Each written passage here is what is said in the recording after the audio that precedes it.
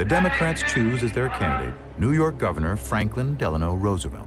I emphasize to you that the deep question in this campaign is one of confidence in leadership, confidence in leaders. FDR offers a plan. The government will provide work for Americans. He calls it the New Deal. It's a stark contrast to Hoover's hands-off policy. This campaign is more than a contest between two men. It is more than a contest between two parties. It is a contest between two philosophies of government. Presidential campaigns are now featured on newsreels. A national leader's image is more important than ever before.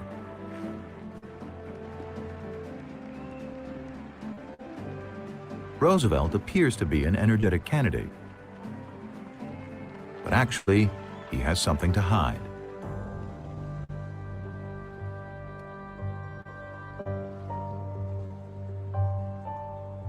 "11 years earlier, at the age of 39, Roosevelt contracted polio, which left his legs partially paralyzed.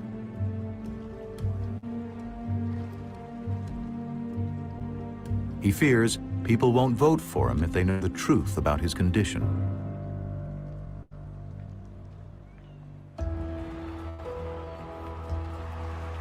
At Griffith Stadium in Washington, D.C., Senators pitcher Jimmy DeShong captures this very rare footage of FDR walking with his leg braces.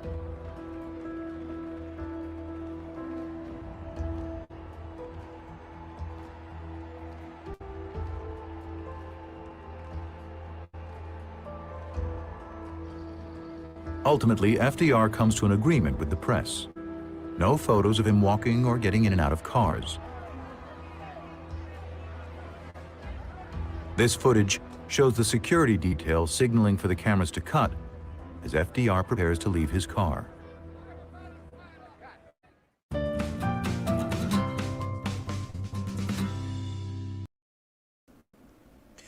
All right. Thanks for tuning in to another episode of The War Room, courtesy of YouTube. I'm your host, Admiral Sigma Jones. My co-host, none other than the illustrious Logic's Finest. We both welcome you all for tuning in to a spectacular episode tonight or this morning, depending on where you are around the world. Mr. Logic's Finest, first off, I want to salute to you, sir, because you actually shared the footage that we just watched not too long ago, right now in the beginning. And I said to myself, this is an exquisite footage that I definitely wanted to share during this part of the series where we talk about Franklin Delano Roosevelt. So, sir, good to see you, and how you doing today? I'm doing well. I don't know how I can possibly live up to that billing you just gave me, but it's absolutely great to be here again. And yeah, that is the only known existing footage, publicly known anyway, of FDR walking with his leg braces after recovering from his sickness.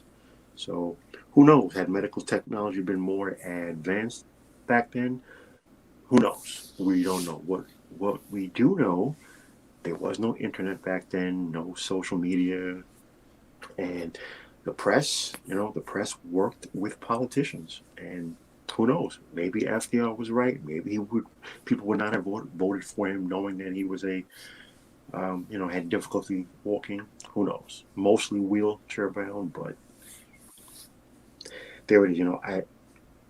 It strikes me how, and this is a theme that seems to keep popping up throughout the series that we keep doing.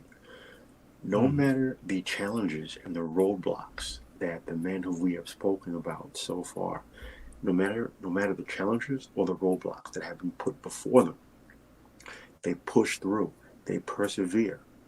They don't develop this woe is me attitude and let me blame the world and point to external factors and things that are preventing me, that are stopping me from attaining anything in life. And I think that is one of the many lessons that both you and I have always said that we would really like to share on this War Room series that we do. Exactly. And that's the beauty of why you and I both agreed that before we even delve deep into the actual battles and events that happened during World War II, we wanted to get a profile setting of the many characters that's going to be involved during this time frame. So to me, this is the beauty of it, where as we're profiling, starting off right now with these figureheads who will be the main faces going into World War II, you get a sense that the more we delve deep into their personalities, into their early lives, and some of the aspects that they had to go through, they start to become more and more human like rather than god like. And, excuse me, I know for many viewers, if you hear about World War II and everything, you read about these figureheads and all, unless you really delve deep into their background and actually learn more about their personalities and everything, depending on which side of the fence you on with these personalities, they're either seen as deities or demons. And so I love this aspect of we're removing the veil that is presented to these individuals, to the world, and we're diving deep to see, okay, what really makes them who they are. And sometimes, especially what I like about what we're doing with these profiles, some who we thought were demons may not have been so evil as we thought. Whereas those who we put up on a pedestal as a god or a deity, well, even they had some bones in the closets that they didn't want the whole world to find out. In particular, with FDR and the fact that he didn't want the world to see him as being weak with polio. Now, I know we're kind of delving a little bit deeper because we're going to talk about FDR's conditions in today's episode. But can you just imagine if FDR had to deal with today's media coverage and word got out that the 32nd president of the United States suffered from polio and could barely walk? Can you just imagine the press coverage with that? There is absolutely no way that would happen between this platform and that platform and this sharing and especially the 24-hour news cycle did not exist back then. So no, there's absolutely no way that would have happened. And you actually touched on a very good topic in that. And this is in no way unique to any one country. As humans, people tend to people tend to look at their leaders through an emotional lens. How charismatic is this leader? How does he make me feel? What emotions does he touch? What things that are important to me does he talk to, and how does he make me feel? So people don't take a rational, logical look toward their leaders and people who are seeking to become their leaders. And they don't research their backgrounds. So anything that they say or is said about them, if they agree with it, they take it as rote truth and fact, doing zero research at all. And any person who does nothing other than simply question what has been said, that person is automatically attacked. Why? From an emotional standpoint. And again, this is something that plays itself out through time. And people need to understand that people in positions of power and leadership, they know this, they understand this, and they use this to their benefit. And that is a part of population control, especially elections are popularity contests. No one votes the best candidate, or no one votes. No one votes these people on their qualifications or their policies. People vote their emotions, and then they think that they're voting policies and programs. It's all emotions. Rational thinking is very unwelcome in most social situations. Very true, and we're definitely going to dive deep into that as well. Before we get started, want to send a salute to Eisen-sama. Good to see you, sir. And also want to give a special thanks to Man of Tomorrow. He shared our episode on the community tab, and so appreciate that, Man of Tomorrow. Good to see you as well. So yeah, and to kind of recap from the last episode, part one of FDR, we find it interesting that here you have a guy who comes from a background of, as you rightfully pointed out in the last episode, old money. The Roosevelt name definitely carried a huge background, even outside of politics, back in the early days of New York. And so it was interesting to kind of read more details of how much influence just the Roosevelt name had throughout the landscape.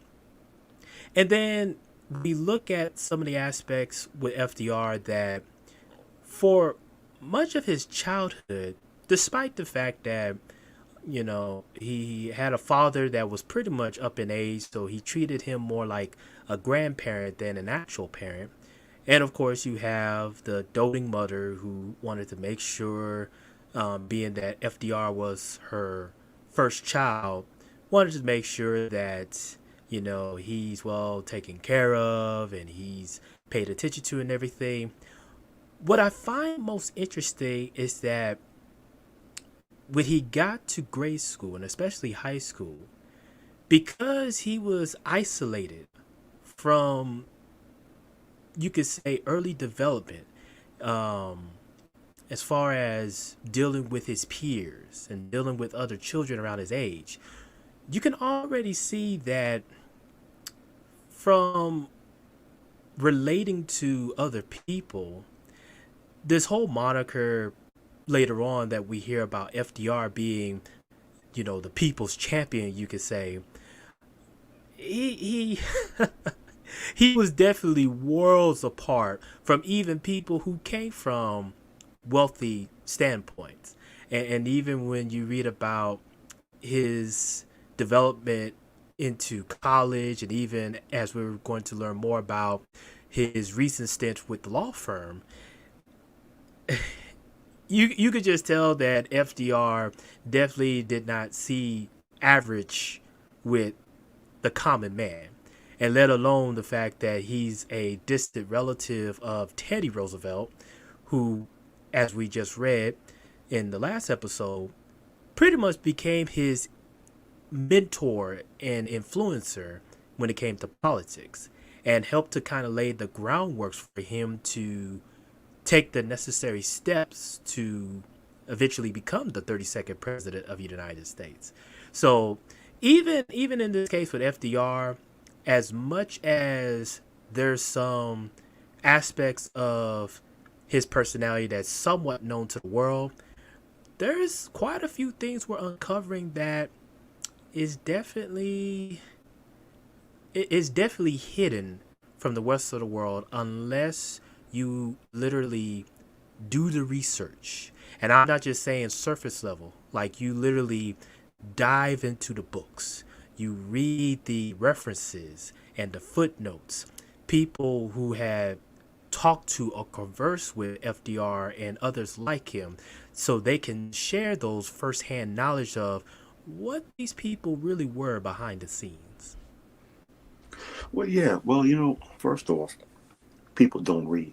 We already know this. People don't read. They don't want to research. People really want to take everything that they hear as being rote truth. As long as it sounds good, it makes them feel good, and it absolutely, if it supports their narratives. So, one thing as a student of history and as a military historian of a sorts, I've noticed that politicians, even the ones who actually come from humble beginnings, blue collar beginnings, Joe Plumber type beginnings, that's not who they are. They play that up as they become a politician. But if you study their life, they did very well in school. They went to a good school, and then they followed a consistent lifelong track of the best and the brightest opportunities, placings, education, employment, and of course, money, wealth, and resources.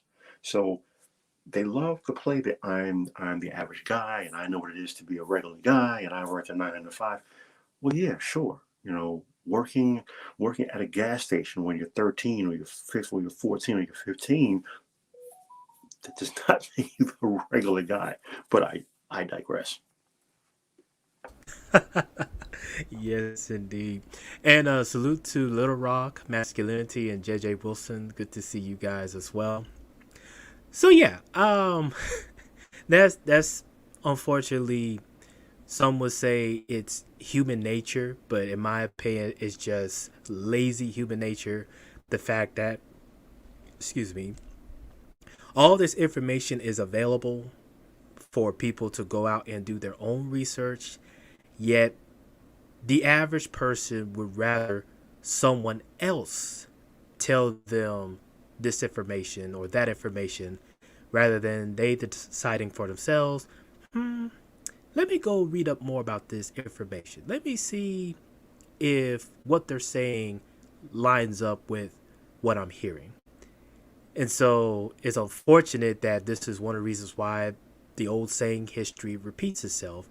And in my honest opinion, it's because people do not research history. And as long as you don't pay attention to history and what happened in the past, you are doomed to repeat it. I just want to add one thing to that. You're right. Hmm. People don't study history, so they don't learn from it, so they repeat the same mistakes. But also, certain people like to live in the past and assume that because certain things happened or were a certain way in the past, that things are absolutely the same now in present time and have never changed. Okay, and that is a huge mistake. Everything's change over time. So if you do not change and adapt over time, you will be stuck in the past and the world will pass you by. But I digress. Let's jump right in. Indeed, good sir. We'll definitely jump right in. So we left off on chapter 3, and this is during the timeline of 1911 all the way up until 1921, roughly a few years right after the First World War ended. So it starts off with chapter 1, and it says, when Roosevelt went to Albany as a freshman state senator in January of 1911, state politics counted for much more than they do today. This was particularly true in New York, the most populous and prosperous state in the Union. Its economy combined strong agricultural, manufacturing, and mercantile interests. New York City was the largest in America. It was also one of the world's most profitable manufacturing centers, a city of garment, printing, and many other small firms producing specialized goods. Manhattan alone was the site of over 500,000 manufacturing jobs, while the sprawling districts of Brooklyn, the Bronx, and Queens were home to a largely Irish, Italian, and Jewish working class. As America's busiest port, New York handled 1/3 of U.S. international trade and was also the center of the nation's financial life and its cultural capital. America's dominant trust in railways and utilities and most effective political machine, Tammany Hall, operated there. But though New York City tended to dwarf the state, there were other important urban centers, such as Buffalo, Rochester, and Syracuse. Yet, With more farms than Kansas, agricultural interests dominated upstate New York. As noted above, 6 major party candidates for president since the Civil War had been a governor or former governor of New York. No state exercised more influence on national politics. So, good sir, you once lived and grew up in New York, and particularly in the New York City area. How much would you say a lot of this information in that last paragraph still holds true to this day? Almost the same. New York, New York State is a farm state. Once you leave New York City, once you leave the 5 boroughs of New York City, you have Westchester County, which is to the immediate north of the Bronx, which is the end of New York City. So Westchester County, the lower half of Westchester County, and then the northern is it's straight suburbs. It's like where I grew up, tree line blocks, quiet. And then the northern half of Westchester County, it's very sparse, and you start to see farms. And once you get out of Westchester County, New York State is a farm state, and that has not changed. New York City was and still is. It's the financial capital of the world, really, and the revenues and the gross profits of the state are largely generated in New York City. So that's when it comes to New York State, you have a dichotomy, because if you remove New York City from that equation, New York is really not that much different from your typical Midwest state or your deep Southern state. So it's really a dichotomy of, as Shakespeare wrote, a tale of two cities. Yeah, indeed. And it's something you mentioned because I never forget when I did back in college, I took a geopolitical class where we talked about the the great metropolitan area around New York City, which in today's time consists of Washington, D.C., Baltimore, Philadelphia, New York City, and then to some extent Boston.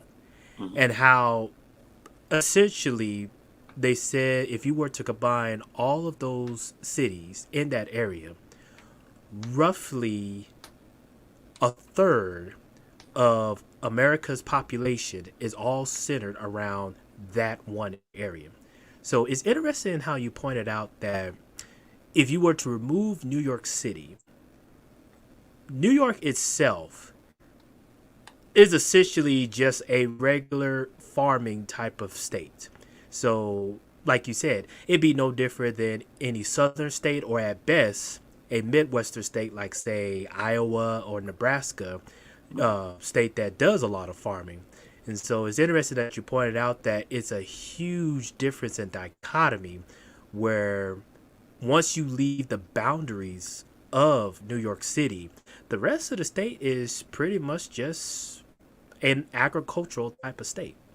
Well, here are a few numbers. So, New York City is the largest city in America, and it has the largest population by far. So, New York City is 5 separate boroughs on 4 separate land masses. So, the population of the borough of Brooklyn by itself would be the fourth largest city in the country, all by itself. So, the population of, I want to say, LA, by population, the second largest city, isn't Mm-hmm. even half of the population of New York City. Now, that doesn't count, of course, the illegal aliens. It also doesn't count the people who commute to work, because people who live in New Jersey, Pennsylvania, and Connecticut, some of them actually live. Oh, and also Virginia. They actually live in New York City Monday through Thursday, and then after work on Friday, they go home. And then there are people who live in those states who they commute into the city every day and work. So the population Monday through Friday swells. So there are tens of millions of people in the city every day. That's how it is. It really is the economic capital of the world. Definitely the country. Wow, that's pretty interesting. I actually have I have a cousin who currently lives in New York City, and it's interesting because she also came from the West Coast that I'm from, like the California area, and even she would tell me like, yeah, New York is a whole different animal in and of itself.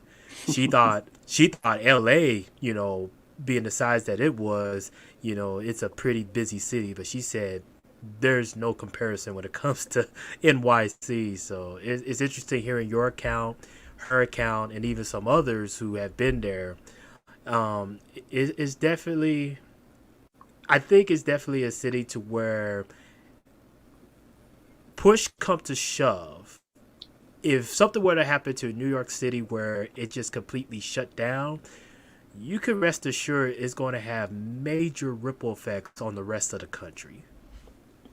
The country, try the entire world.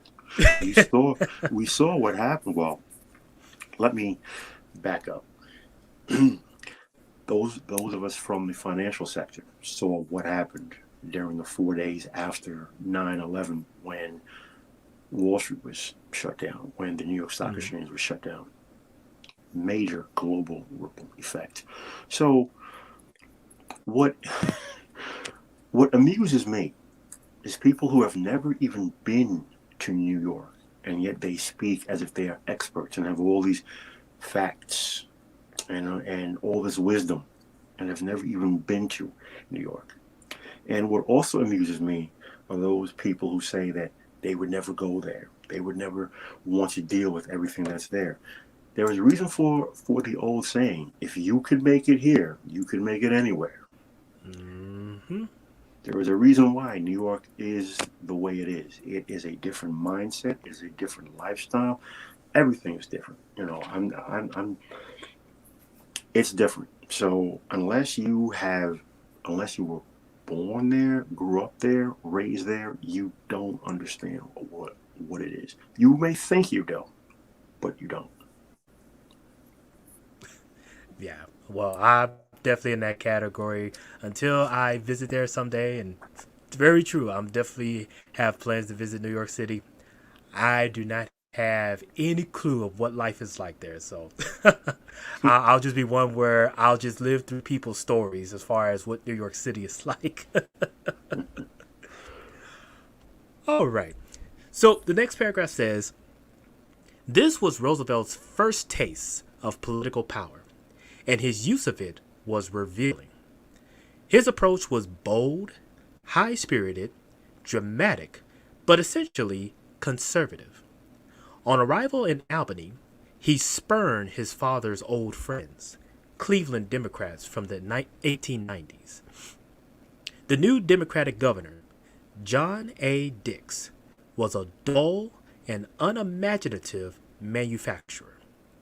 Nor did FDR seek to make friends with Robert Wagner, who at 33 was Tammany's choice as the new Senate leader, or Alfred E. Smith, at 37, a seasoned veteran of 7 terms, chosen by Tammany as new majority leader in the Assembly.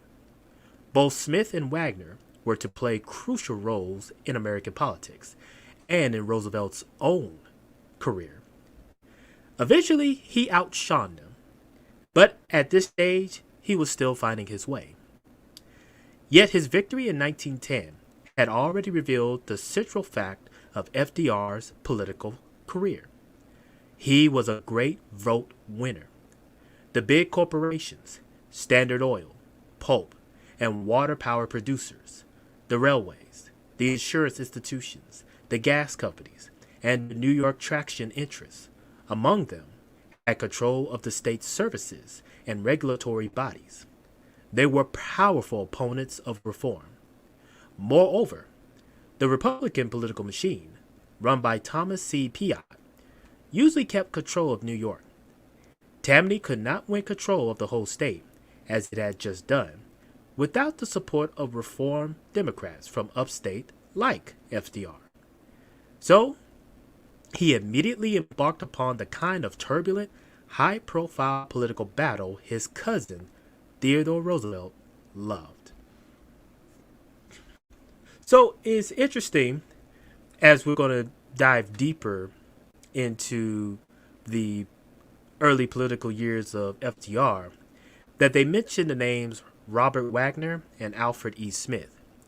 And from my understanding, doing a little bit of background reading on these two gentlemen, these were the types where if there was ever such thing as having a whole city at your fingertips, one could make the argument Robert Wagner and Alfred E. Smith, even at their age in their 30s, they pretty much ran the town. Absolutely. Absolutely. You know, there was an old saying, politics makes for strange bedfellows. And I'm not too sure many people are really understand what that means. So once again, what we're seeing here is understanding how politics works.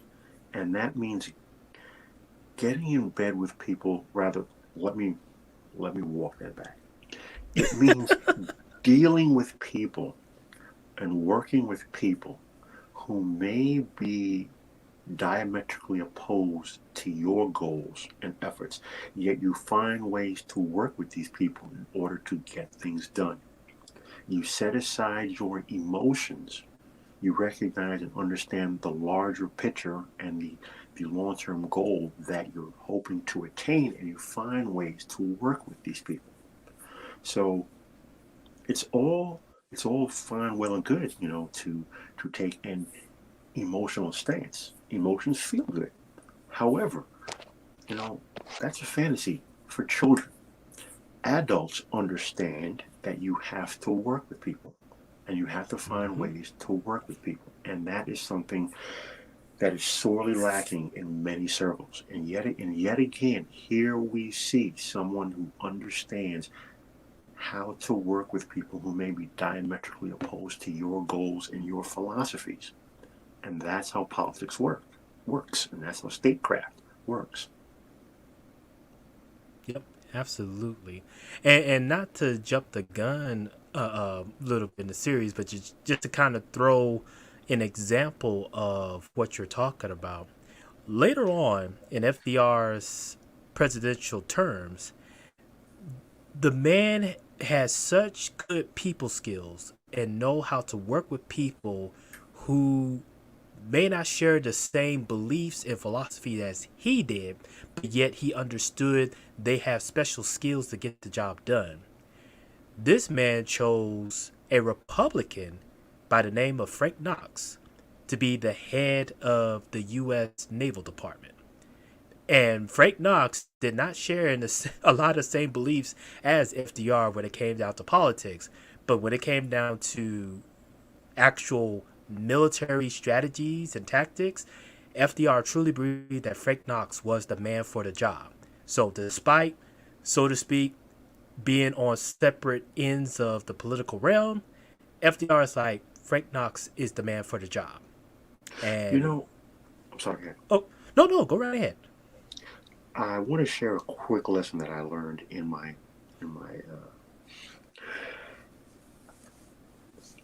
it was a labor dispute situation, and I was young. I was in my 20s still, and my I want to say mentor, you know, guide. He came to me, and he basically, my mindset was no, f them, balls to the wall, fire, swinging bats. We're going in there with both guns blazing. And he said, young man, it doesn't work that way. Remember, there's blood in the streets now, but we still have to work with these people. And I had an epiphany. That was such a profound statement that you have to learn and find a way to work with people who you don't get along with, who may have a literal adversarial position with you, but you have to find a way to work together. Why? Because money talks, BS walks. At the end of the day, once you come through the front door, you have to set aside the emotions and handle the business. Now, whether that's talking peacefully, conducting the day-to-day business, or whether things get to the point where now you are adversarial and looking to draw blood. But when that ends, you have to go back and you have to work with these people every day. So Mm-hmm. it's not all about coming out with both guns blazing. You have to find a way to resolve conflicts, to attain and achieve goals, and move forward and work together. So um, I'll say this: when it comes to implementing certain changes and achieving certain goals, and you're looking at another person or another group who has attained the goals, and you're asking yourself, why haven't you done the same thing? You have to stop and ask yourself, hold on, I have to work with these people. So what did that group do that they attained their goals? What did they do that I'm not doing? And then how do I find a way to keep working with these people once the hostilities end? Because they will end. And now what's going to happen then? An absolute watershed moment that changed my life and changed my perspectives on everything. Wow. And it's something because, like you rightfully pointed out, the old saying how politics makes strange bedfellows. Absolutely. That even goes beyond politics. You can have companies who are diametrically opposed to each other as far as the technology, the products, the people that they cater to, but yet behind closed doors, when there's no cameras, no images, they know how to make deals happen where both parties benefit. That, Bingo. And that's oh, go right ahead, sir. no. You go right ahead.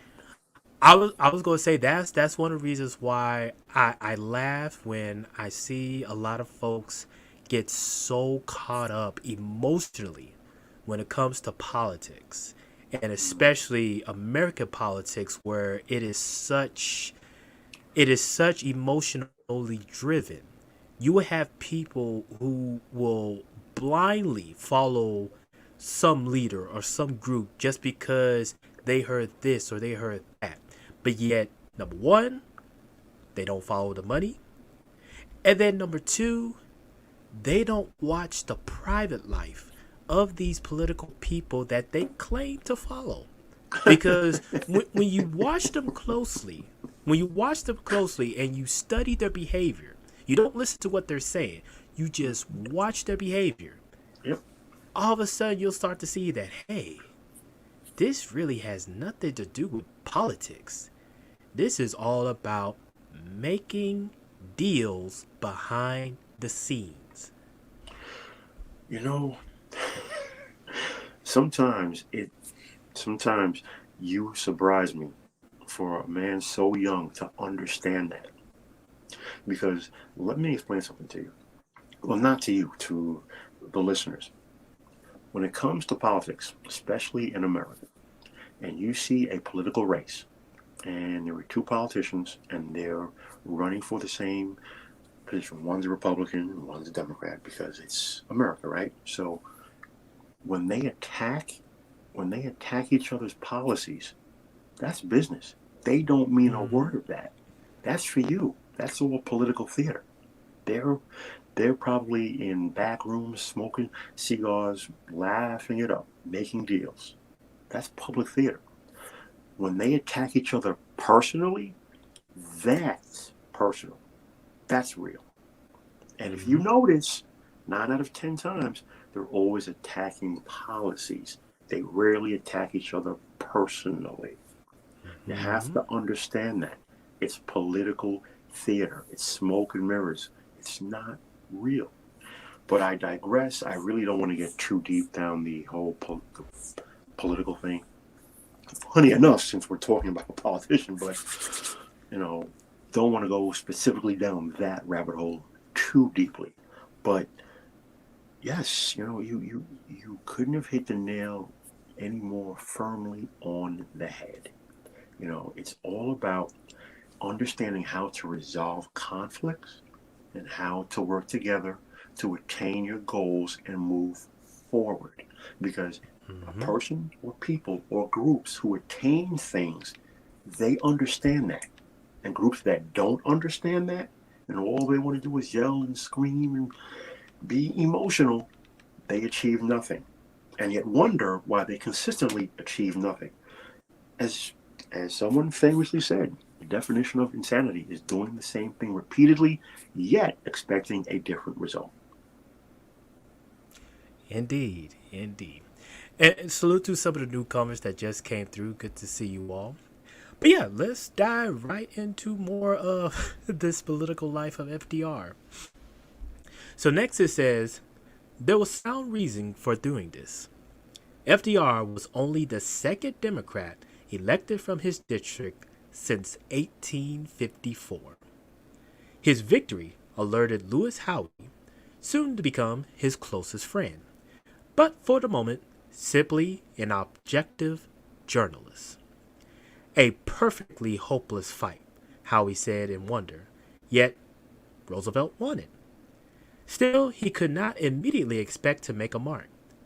Winning a freak victory is one thing. Gaining re-election would be much more unusual.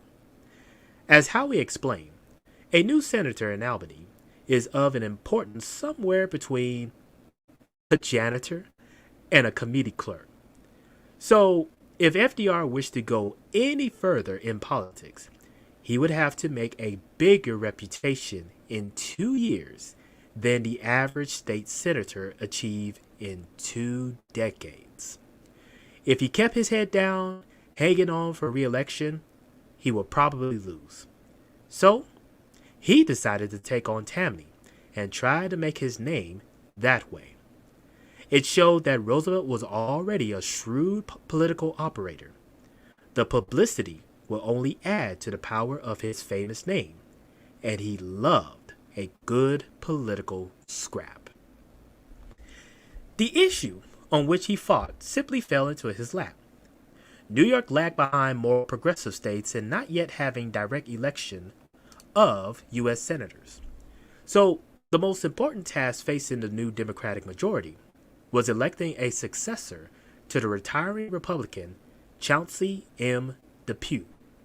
Tammany's boss, Murphy, wanted William Sheehan. Young Roosevelt chose to see the selection of Blue-Eyed Billy Sheehan as a portrayal of his party's commitment to progressive government. Not only was Sheehan a wealthy businessman and law partner to Alton Parker, the conservative Democrat Roosevelt had refused to vote for in 1904, but he was also sponsored both by Tammany and by railway and utilities interests. The Democratic Party is on trial, Roosevelt announced on New Year's Day, 1911, and having been given control of government chiefly upstate vote, cannot afford to surrender its control to an organization in New York City. So here, what I find interesting is the biographer points out that at this point, with Roosevelt being the senator for the District of Albany, that essentially in the world of politics, let alone New York politics, he didn't garner that much respect or reputation representing his district. So in order for him to really make a name for himself, he's going to have to, as they say, pull his own weight. And from what we can see here, he's definitely not using the word bully, but, well, I'll just come out and say it. Roosevelt really knows that his name carries a lot of weight, so he's definitely going to be knocking it around in the political realm. Again, this is the theme that I spoke about at the top of this stream. that I knew we were going to circle back around numerous times. Roadblocks and obstacles. You can't do this. You can't do that. It's impossible. Never been done before. Did he complain? No. Did he feel like a victim? No. Did he say someone is stopping him, preventing him? It's systematic? No. Systematic? No. He buckled down, he focused, he did what he had to do. He created the reality that he wanted to see. By changing his mindset, he wanted to achieve an extraordinary result, therefore he developed an extraordinary mindset. And we see this consistently over and over and over again. So the roadmap is laid out for you. So rather than cry, woe is me, or be a victim, he pulled himself, well, anyway. So we see how his determination and will created the reality that he wanted to see. That's a lesson. Yep. Indeed. Well, the next paragraph says, the new legislator will appoint the new senator. Of 200 legislators, 114 were Democrats, so only 101 were elect. Thus, Murphy only needed to manipulate 50 to 60 votes in the Democratic caucus to elect a U.S. senator. This was so outrageously undemocratic that FDR could have campaigned on that and made popular, direct election of senators the issue. Instead, however, he hoped that Fighting Tammany's choice of senator would remind New York voters of the fact. Other Democrats had similar doubts, and though FDR at first did not want to break openly with the party, the anti-Sheehan faction, who coalesced when the party caucus met, made him their chairman. 10 weeks of bitter struggle began. Leadership had little to do with the force of Roosevelt's personality. His wealth meant that, unlike the other state legislators, he could afford to rent a large house in Albany for his family, which served as headquarters for the insurgents. The tall, slim, intense young man with his good suits, high collars, and good framed pince-nez spectacles emerged as their spokesman. He had a habit of throwing his head up when talking.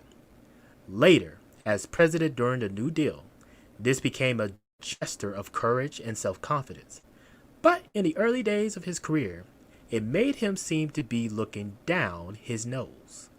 Awful, arrogant fellow, that Roosevelt, commented Tammany's affable Timothy Big Tim Sullivan. Now, that last sentence gets me because it just reminded me of one of our people we just talked about, Mr. Winston Churchill, and how he too would carry on the same gesture of having his head up and whatnot. And I believe it was a woman, who made the comment of, that Winston Churchill is so arrogant, he hardly knows what he's talking about. And I was just like, here we go again. Another pull and remove. Same personalities, same type of person. Something else which should absolutely stand out to people listening to this is that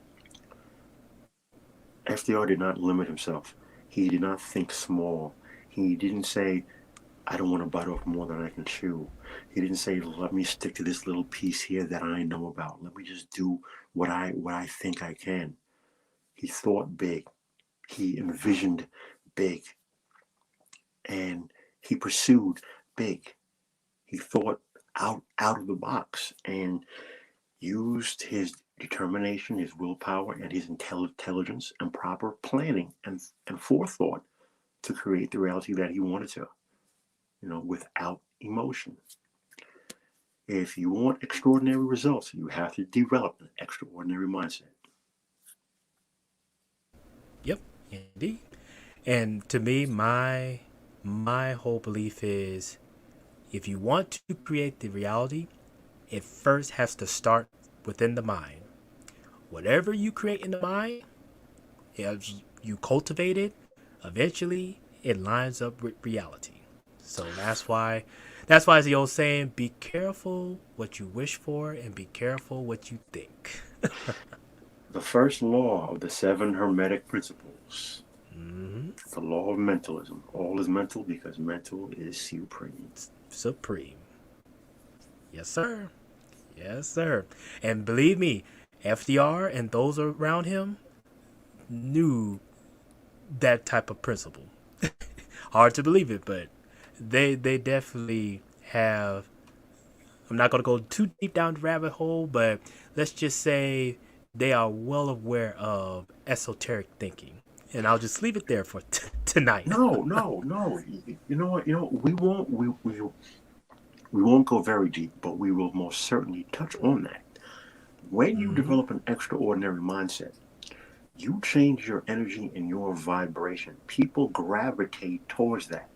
So keeping in mind the first of the seven Hermetic principles, when you develop an extraordinary mindset, your thoughts and your words and Hmm. your actions, everything you do, people gravitate toward that energy. You are creating the environment in which to bring about the reality that you want to see. And people, knowingly or unknowingly, they gravitate toward that. They are attracted toward that energy, toward that movement. That's how your law of attraction works, by the way, people. It's not just, oh, Hmm. let me just put it out to the universe. No, it's your words and actions and everything that you do in order to bring that about. And then people's energy gravitate towards yours. That's how the law of attraction works. But I digress. Now we've gone as far as we're going to go with esoteric. Yes, sir. Oh, I love those conversations, but we'll definitely save that for a later stream. And salute to some of the newcomers that came in. Good to see you, gentlemen. All right. Next paragraph says, despite this, the fight against Tammany brought him publicity. His name and easy accessibility were a gift to the newspapers, and for the first time, his reputation began to spread beyond New York. There is nothing I love so much as a good fight, he told the New York Times. I have never had so much fun in my life as I'm having right now. The issue, he told the Times, was bossism. As he explained to the Toledo, Ohio Newsbee, business must get out of politics. The people must make a stand against it. The Murphys who represented business must be cleaned out. There was not much chance of this.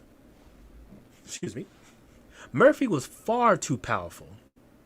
Though the insurgents might stop him from doing something he wanted, they could not force him to do something he did not want. Moreover, Roosevelt had no man he wished to become senator and no compunction about consorting with Wall Street lawyers himself in the fight against Sheehan.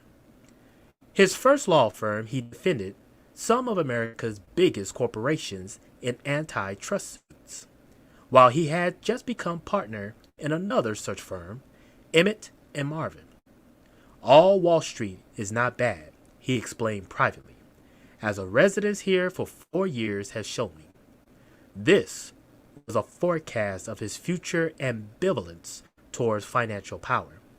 Even more important, he already understood the importance of symbols in politics. His words and actions, now in the fight against Sheehan, helped create a powerful symbol, the battle against bossism and the trust. So again, we're now starting to see some more revelations for FDR when it comes to politics. And I like that in the last paragraph, it talks about the importance of symbolism, especially when it comes to American politics. Uh, well, that's a little. We're laughing for everyone listening. That's an inside joke between Sigma and I. Symbolism, as it refers to esotericism. But so FDR took on the machine, the New York City machine of Tammany Hall. For Hmm. those of you, I highly recommend you go and watch the film Gangs of New York because that is an accurate history of New York City and the political machine for decades. That was Tammany Hall that ran New York City.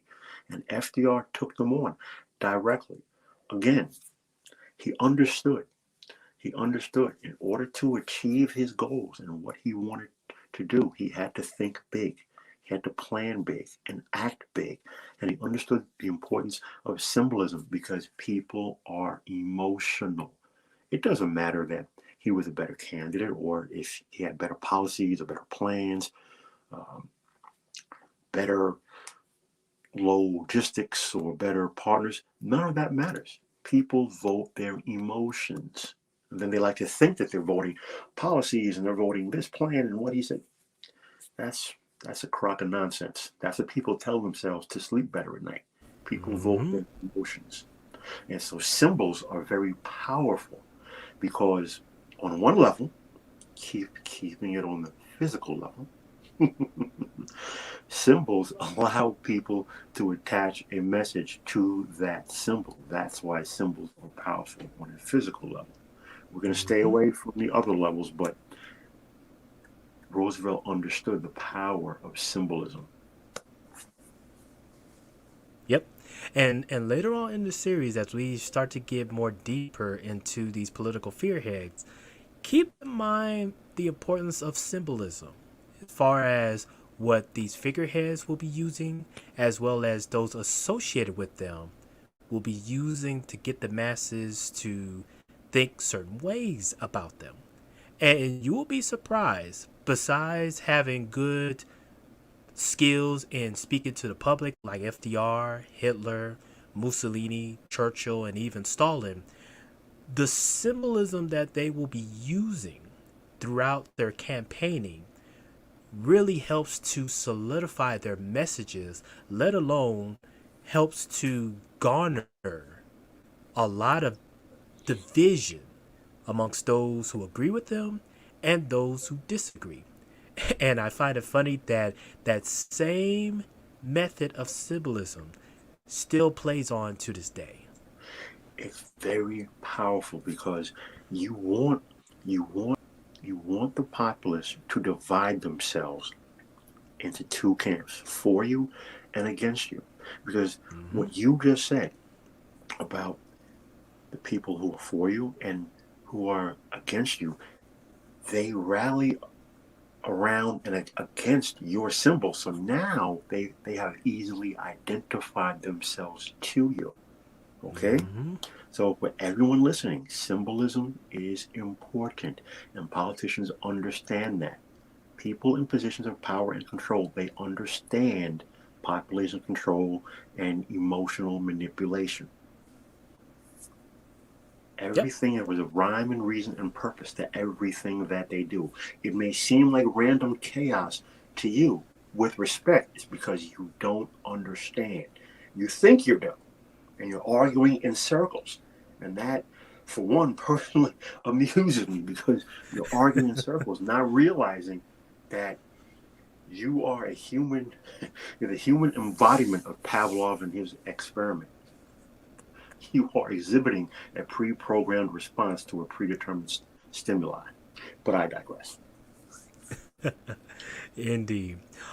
We Killed Dragons, so we're actually reading the biography of Franklin D. Roosevelt by Patrick Renshaw. I have pinned the message of the book so people who actually want to purchase it, they can go and find the same book that we're reading as well. So it's definitely pinned to the top of the message here. But before I continue to the next paragraph, it's something you mentioned, Mr. Logic's Finest. There's an old saying: if you take a rock and throw it in a pack of dogs, you will know which dog got hit by just knowing which one hollered the loudest. And the same applies, especially when it comes to symbolism. If you want to know who are for and against you, just associate yourself with whatever type of symbol you represent. And you'll easily see who are your allies and who are your enemy.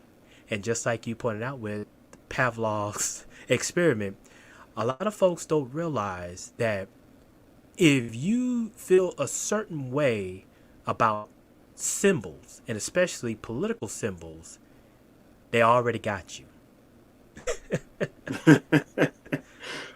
Absolutely, 100%. You know, what's the term? Working as intended.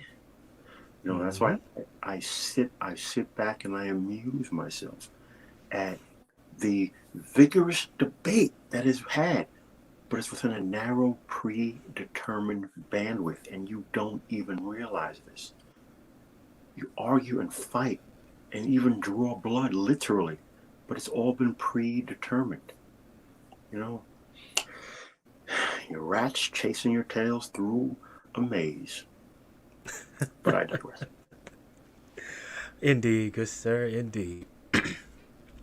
Next paragraph, it says, as this rancorous political row continued into February and March, Boss Murphy began to look for a compromise, at which Roosevelt was already an expert. Murphy's support for Sheehan had always been half-hearted, and in the crunch was slipping. Most of the insurgents were equally eager for a way out. As legislators, they were used to coming to Albany only for Monday evening sessions and perhaps a day or so more. Lacking Roosevelt's money, they relied entirely on a small salary and were soon suffering serious financial loss. Other candidates were suggested by both sides and then discarded until the 29th of March fire struck the Capitol building, forcing legislators to meet in cramped quarters in City Hall, and so seek a quick solution. Eventually, as their unity crumbled away, the insurgents reluctantly accepted, as a substitute for Sheehan, Justice James O. Gorman, a former Grand Sacham of Tammany, more closely identified with Murphy than Sheehan had been. The press almost unanimously judged this as ignominiously defeat for Roosevelt and the insurgents. But Al Smith and Robert Wagner promised the rebels there would be no reprisals and restored Roosevelt to the party. Characteristically, throughout the rest of his career, he always presented this defeat as a triumph. It was characteristic, too, that people believed him. In his first year in politics, FDR had already revealed some of his most important attributes. That he was a great vote winner, that he loved political conflict, that he also enjoyed compromise, and that he was a master at using surface appearance to mask underlying realities. Please repeat that sentence, please. Yes, sir. I will gladly do so. It says, in his first year in politics, FDR had already revealed some of his most important attributes. That he was a great vote winner. That he loved political conflict. That he also enjoyed compromise. And that he was a master at using surface appearance to mask underlying reality.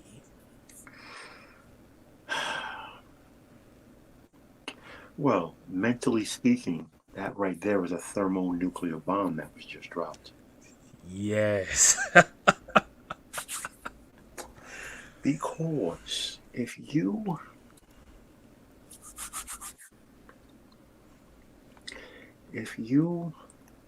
when you are emotional, you do not think with your head. Therefore, politicians can offer you nothing but empty promises and feel-good statements and politically deliver you absolutely nothing because they're playing on your emotions. Because you are so laser-lock focused on surface appearance that you never even stop to think about the underlying reality.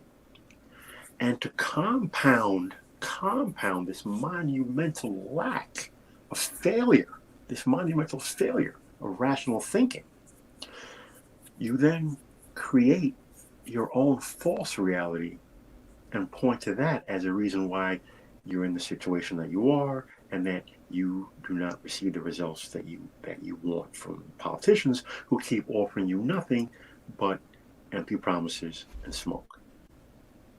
Now, anyone with half a brain will understand what group I just referenced, and that's the only time in this stream that I will do so. But again, these are harsh realities. This is the world that we live in. There's the world there's the way the world is, and then there's the world that you want it to be. But you can't live in both. Unfortunately, some people choose to live in the second. Yep. It's sad to say, but there's a famous saying by one of my favorite anime characters by the name of Itachi, and he's quoted as saying, "Each of us live in a world that is set by our individual knowledge and understanding of our surroundings. All of that is what we call reality. However, both knowledge and awareness are equivocal. One's reality might be another's illusion. Therefore, we all live inside our own fantasies."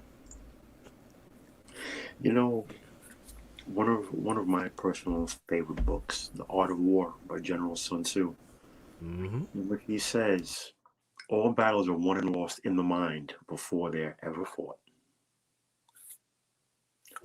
Yep. You cannot keep relying on emotional thinking to guide your way through life. It does not work that way. Yep. And FDR clearly, as a person in a position of power and influence, understands that perfectly. And they all do. And they all lie to you.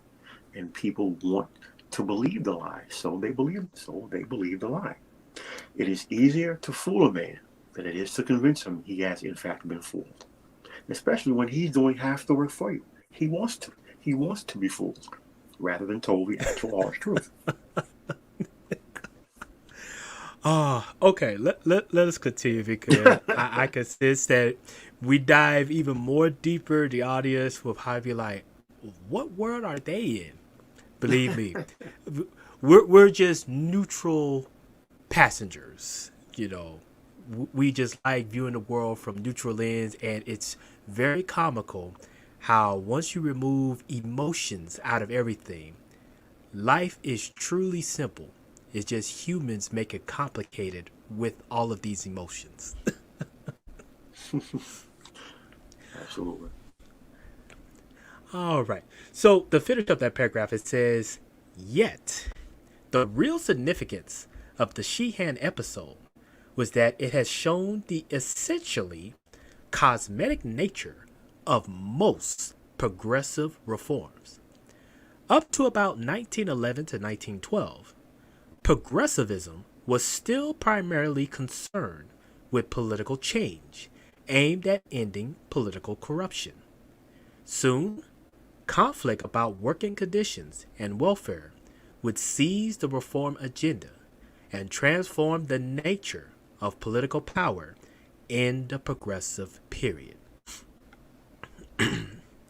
Part 3 starts off saying, this transition from cosmetic to social reform marked a decisive shift in the early 20th century reform politics. One of its catalysts was the Triangle Shirtwaist Factory fire. The Triangle Shirtwaist Factory fire in New York City, which occurred on the 25th of March, 1911, while the insurgent movement against Sheehan was reaching its climax. Most of the 148 who died were young women, and some 150 more were injured. Hundreds of other factories and buildings in New York and across the nation were similarly at risk. Public outcry forced the legislature to set up a state factory investigating commission on which such senior politicians as Smith and Wagner played leading roles. The subsequent series of safety laws proved landmarks not only in factory legislation, but also in transforming the nature of social reform. Yet, Roosevelt took no part in the commission, which his copious correspondence for 1911 makes no mention of the Triangle Fire. Given his background, this is not really surprising. Not simply his aristocratic upbringing, but his Hudson River district meant that he concentrated on rural Republican rather than the urban Democratic issues. Progressivism in both New York and the nation was still primarily the program of middle-class farmers or business and professional men. They supported clean government, conservation, and aid to the farmer. Farmers were concerned about the price the canneries paid them for their produce, not the wages canneries paid their employees, nor the hours and conditions of their work. Laws limiting hours or regulating health and safety in factories were still likely to be seen as unwarranted government interference with free competition. So here we start to see, as they say, a change in the political form of progressivism. It's now starting to go from moving about in the urban environment to more so on the rural environment. And being that most of New York, outside of New York City, is more of agriculture and rural environments, it would make sense that a lot of their focus, at least within that state, would be focused more on the rural aspect and agricultural aspect than as compared to the urban and corporation. Even though corporations definitely had a big hand in changing the direction of these politics and political reforms. Well, you're right. And first off, I just really want to give the proper reverence due to the Triangle Shirtwaist Fire. That was the worst and the largest workplace death in America. From that fire came the end of sweatshops in America, legally anyway. And that was the creation of workplace of worker safety laws. You couldn't chain doors closed. You had to have multiple entrances and exits. There had to be fire escapes, fire protection equipment. It limited the work weeks. It ended, or rather, that was the beginning of child labor laws, because that was the end of child labor, and it limited the work week and the hours of work in a day. All of those things were born out of that fire. It was a major monumental step for the American labor movement. And again, to circle back to FDR's at least public minimal role, what is he doing? He's playing the game of politics. They understand the give and take. You have to work with these people. Coming back to that lesson that I was taught in my 20s, you can't poke these people in the eye all forever. We have to go back and work with these people. And he understood that, as all persons in power and control understand that. That's how things get done. Hence that term. Politics leads to strange bedfellows. Indeed. And in fact, it's kind of a great set into the next paragraph as we get more into FDR's mindset when it comes down to some reforms and political mindsets. So the next paragraph says, Francis Perkins, the Fire Commission's most resourceful investigator, was Roosevelt's Secretary of Labor between 1933 and 1945. But in 1911 and 1912, she complained of FDR's lack of interest in fighting for better conditions for working women. Not that he did not vote the right way, but that his main attention was elsewhere. Hard-bitten Tammany men like Tim Sullivan or legislators like Smith and Wagner, on the other hand, showed growing support for social reform.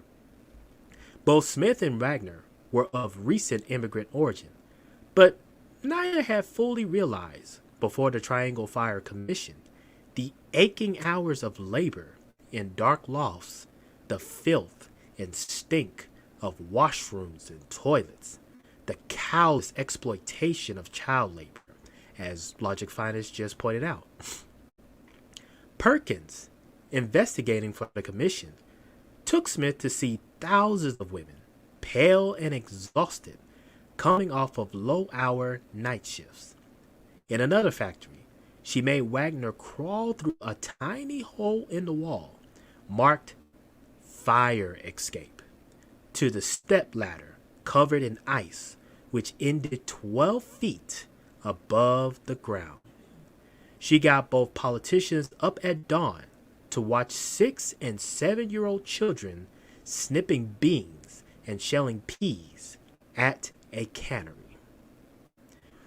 So just like Mr. Logic Finder just pointed out, and as we just read here, these were the living conditions of manufacturing, and especially in the urban environments back in those days. I just find it very interesting how, as it pointed out, in one factory, Wagner had to crawl through a tiny hole in the wall that said fire escape.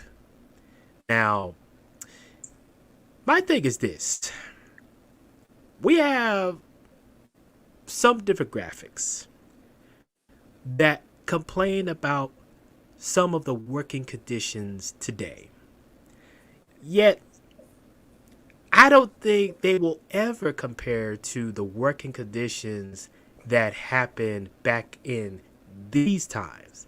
And like you rightfully pointed out, Logic's Finest, if it wasn't for the Triangle Shortwave factory fire, this would have all been swept under the rug.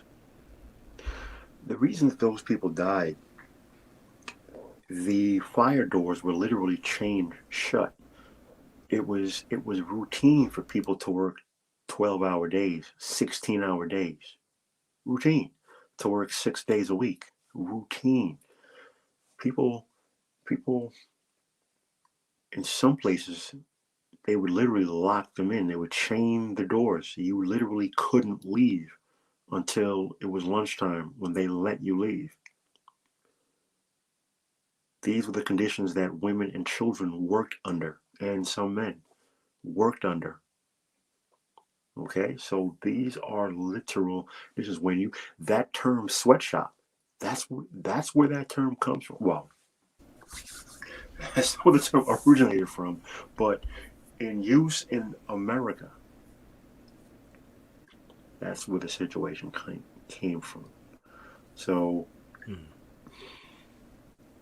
Roosevelt aimed big, he aimed high, and he succeeded. You know, someone told me a long time ago, and this has stuck with me, always aim for the stars. Even if you miss, you're still going to hit the moon. The only limit in life are the ones you place upon yourself. No one stops you. Unless someone puts a gun to your head or chains and shackles around your hands and feet, there's no one stopping you except you. But that harsh reality, that's too difficult for a lot of people to understand, because that necessitates self-responsibility and self-accountability and introspection. It's much easier to blame external sources than it is to accept your part in it. with roadblocks and with obstructions and obstacles. Absolutely. That's human life. But are you going to lay down and die?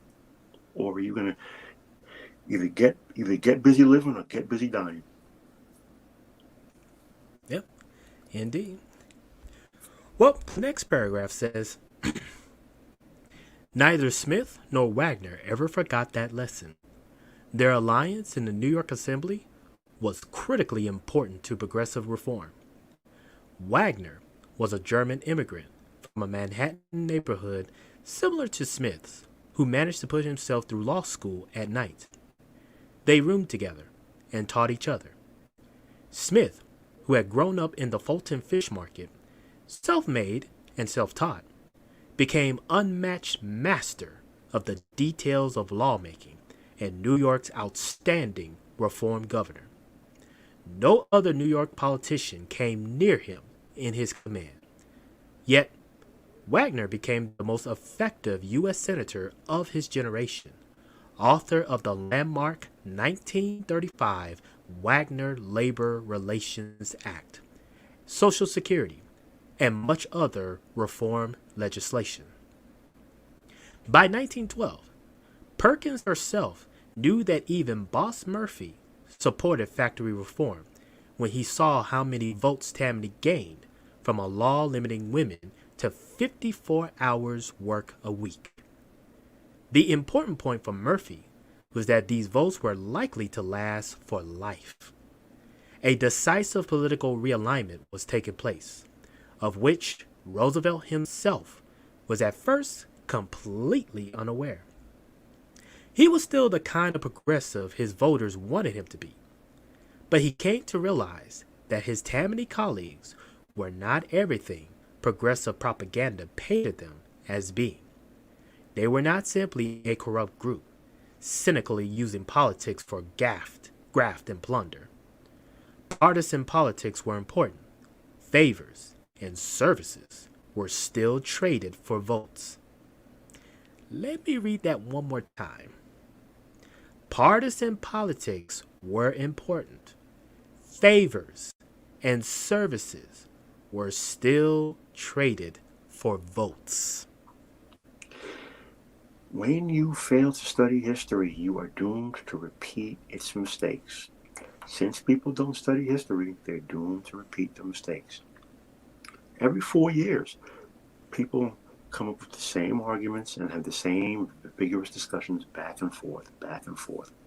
You know, I've been meaning to forward SKC some information so he can put in one of his videos. Something to do along the lines of every president at some point during his time controls at least one or both houses of the House of the U.S. Congress. So that whole argument about so-and-so can't do this because of the Congress he doesn't have on their side, that argument repeats itself over and over, and it amuses me. It's like, you said this just 2 years ago. Is your memory really that short?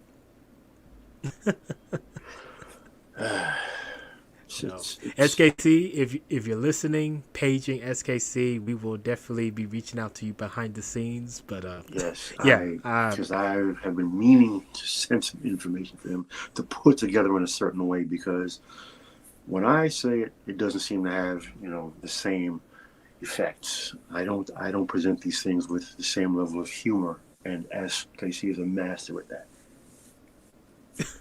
Indeed. And salute to him too. For those who have not seen SKC's channel, we highly recommend subscribing and sharing his channel as well. His take on politics, in my honest opinion, definitely lines up with our beliefs about politics. So you have to remove the emotion, follow the money. When you follow drug dealers, you're going to end up with drugs. When you follow the money, there's no telling where you're going to end up. Follow the money. Nothing else matters, because everything else is nothing but pure hot air. Yep, indeed. So next it says, But younger Tammany men had given voters a surprise by backing social reforms which cut into the pockets of employers. Factory laws, workmen's compensation, the protection of women and children in industry. As a Republican told Roosevelt, quote, Smith and the others represent a new spirit in Tammany Hall. Our organization followers, of course, but they seem to have discovered that there is something more important than ward picnics and balls. As a basic shift, was taking place in the direction of American politics. Reformers were becoming more realistic, political bosses more responsible. A symbiotic relationship, hint, hint, was developing between them. In consequence, American reform politics were transformed. Working men and women began to support welfare legislation through labor unions and urban political machines. A new voting configuration was emerging about 1911 to 1912, which was to sweep Perkins, Smith, Wagner, and Roosevelt himself into a reform coalition which culminated a generation later in the New Deal.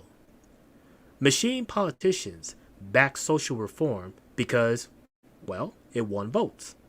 Yet, as government took on more of the welfare functions which political machines had hitherto supplied, in however rough and ready a way, the power of machines began to wane.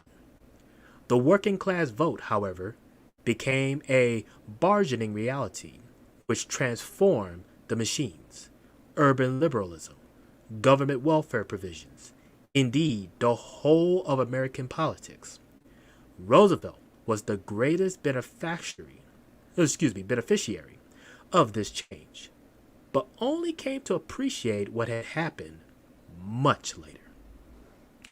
So, what I find interesting in these last two paragraphs is, in my honest opinion, this is where we start to see the stage of how today's modern Democrats, if you will, started to take on more and more welfare policies and having the government get more and more involved in the lives of everyday citizens. But I hear Logic Finance, he's chuckling in the background, so definitely would like to hear your opinions on this, sir.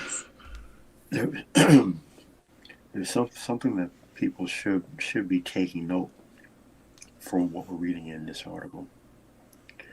And it is that Roosevelt, FDR came to understand that politicians who were publicly praising and claiming to be progressive and liberal were doing so but only paying lip service. They didn't believe it. Mm-hmm. It was pure lip service. And more politicians jumped on the bandwagon, hoping to play the political game, seeking favors and seeking votes and seeking political influence. So for all of you liberals out there and you card-carrying, torch-waving progressives out there, this is where your movement and your idealism comes from. Let this be a lesson to you. Again, I take no position. I have no dog in this fight. But it is amusing to me how people have these ideologies and these mindsets, and they don't even understand, one, where they came from, or two, that the very politicians who espouse it, who claim to espouse it, it's lip service, and it has been so from day one. Yep. Let that sink in, that it's all political theater. Left wing, right wing, it's all the same bird. Because behind closed doors, they march to the beat of a different drum. Yep, indeed. And let's not forget, we just read a paragraph, a few paragraphs ago, that said how FDR was a master of masking surface appearance from underlying reality. Bingo. That should have gave a clue right then and there how American politics work. If a politician don't know how to mask surface appearance from the underlying reality, sad to say, but he's not a good politician. And understand something. Understand something. No matter how vile or puerile you may see a politician act, it's just that. It's an act. It's an act. It's for effect. It's playing to a base. It's playing to your supporters. That's not who that person is. It's like Hollywood. You have to separate. You have to separate that from who the person really is. But again, I don't want to touch on that because I just sit back and I'm amused. Yep. Same here. Same here. All right. The next paragraph says, for the moment, as a freshman senator in 1911, his beliefs, dress, policies, and whole demeanor were, in the words of Billy Sheehan, the silly conceits of a political prig. To politicians like Tim Sullivan, Roosevelt was a baffling figure. In June 1911, for example, an item of $381 to repair a bridge in FDR's district appeared in an appropriation bill. He asked to have it thrown out, as he knew no need for such a sum. "Frank, you ought to have your head examined," Solomon exclaimed. At this stage, Tammany and Roosevelt did not speak the same language. Perkins has left an indelible impression of him standing back at the brass rail, arguing with 2 or 3 Democrats, his small mouth pursed up, his nostrils distant, his head in the air, his cool, distant voice saying disdainfully, "No, no, I won't hear it." Looking back, Roosevelt told her, "You know, I was an awfully mean cuss when I first went into politics." Boys and girls who are unaware, that, there you go. That's graft right there. Roosevelt saw that line item and said, "Whoa, whoa, whoa. This line item is false. It's not even needed. So we're just going to cancel that." Now, could it have been Tammany Hall trying to set him up for the long term? Okay. Apologizing for the short con while setting him up for the long. But who knows? Either way, Roosevelt turned that down. So he took on the machine of Tammany Hall. There you go. To me, if you really study that paragraph and look into the mindset of Roosevelt, a bridge repair that only cost $381 during that time, his mindset is, okay, let a lower level politician deal with that. That's not of my concern. Now, if he was to talk to him publicly about it, he will probably say, "Oh yes, that's important. We definitely need to make sure that bill is repaired and the bridge is taken care of."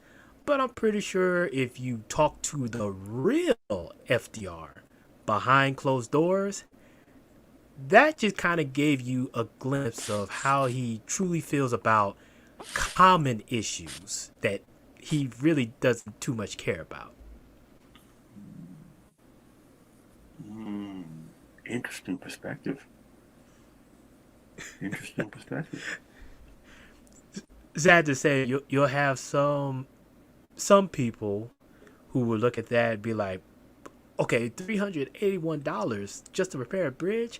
Why would he throw that away? Again, mindset. And like Logic Finance just rightfully pointed out, FDR was shooting for the stars. You could put it like this. FDR was building a rocket before the rocket was even built. That's where his mindset was. I like that analogy. I like that. Pretty much, he was. Yeah, he was. That's brilliant. Yeah, yeah. And so that really shows you. This is why I say, and when I had this epiphany not too long ago, this is when the reality of the world makes sense. And this epiphany was the elites practice classism. Uh-oh. Everybody else who is not part of the elites practice all the other isms like racism, sexism, feminism, colorism, you name it. They all practice that. But only the elites practice classism and nothing else. Because at the higher levels, the only thing that matters is power. They don't care how. They don't care what the color of your skin or where you're from. Or do you have power? Yes or no. That's it.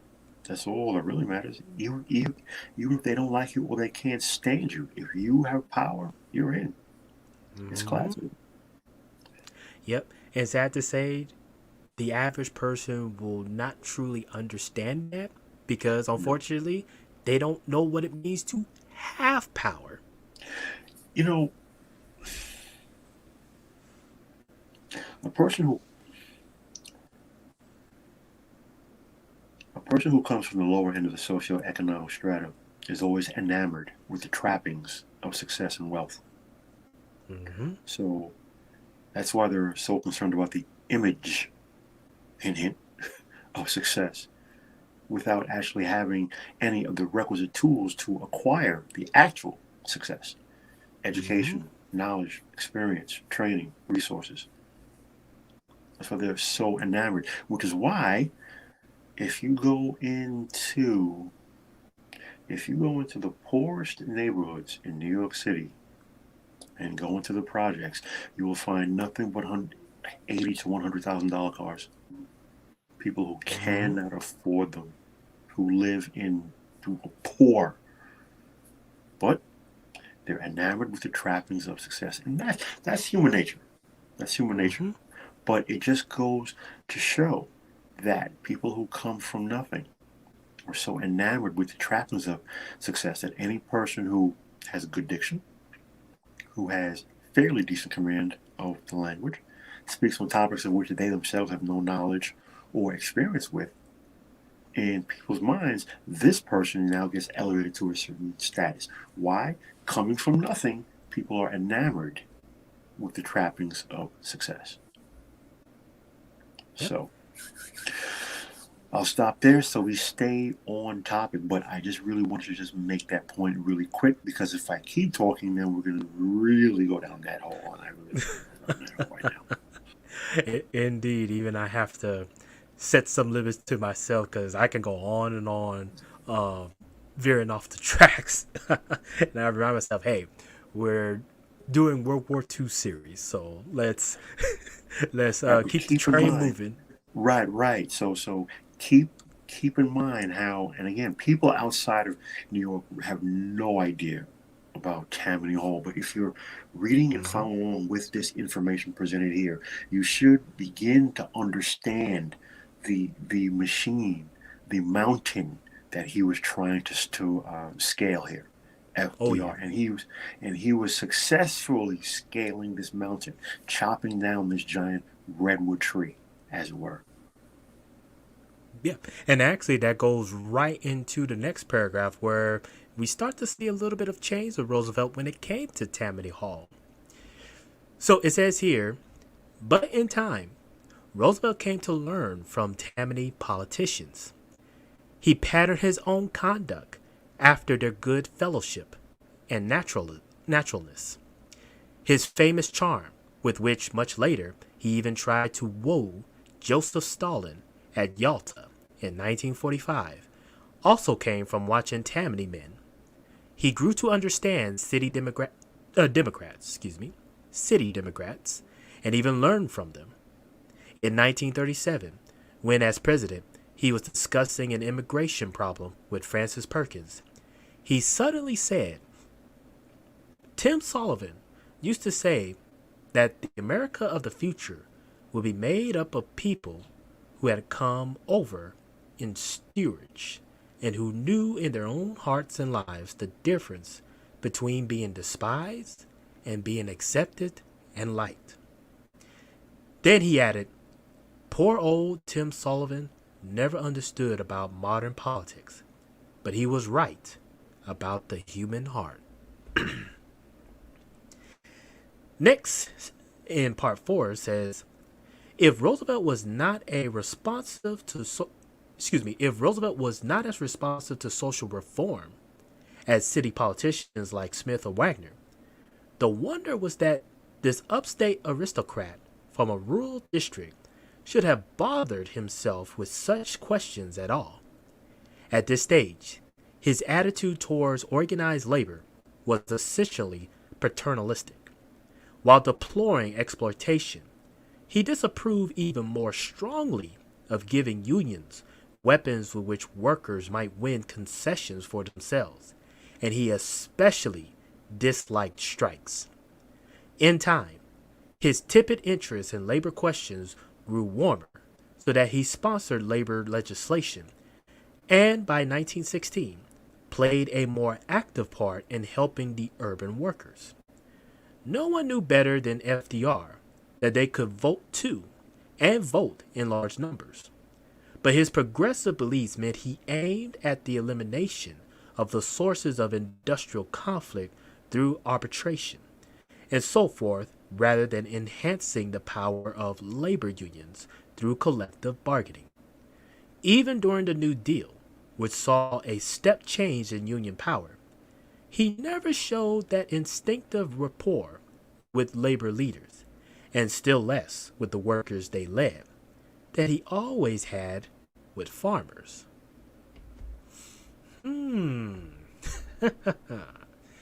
So this kind of shows me a little bit that it's interesting that he had more interest in the working conditions of farmers than he did with the actual manufacturing workers or factory workers.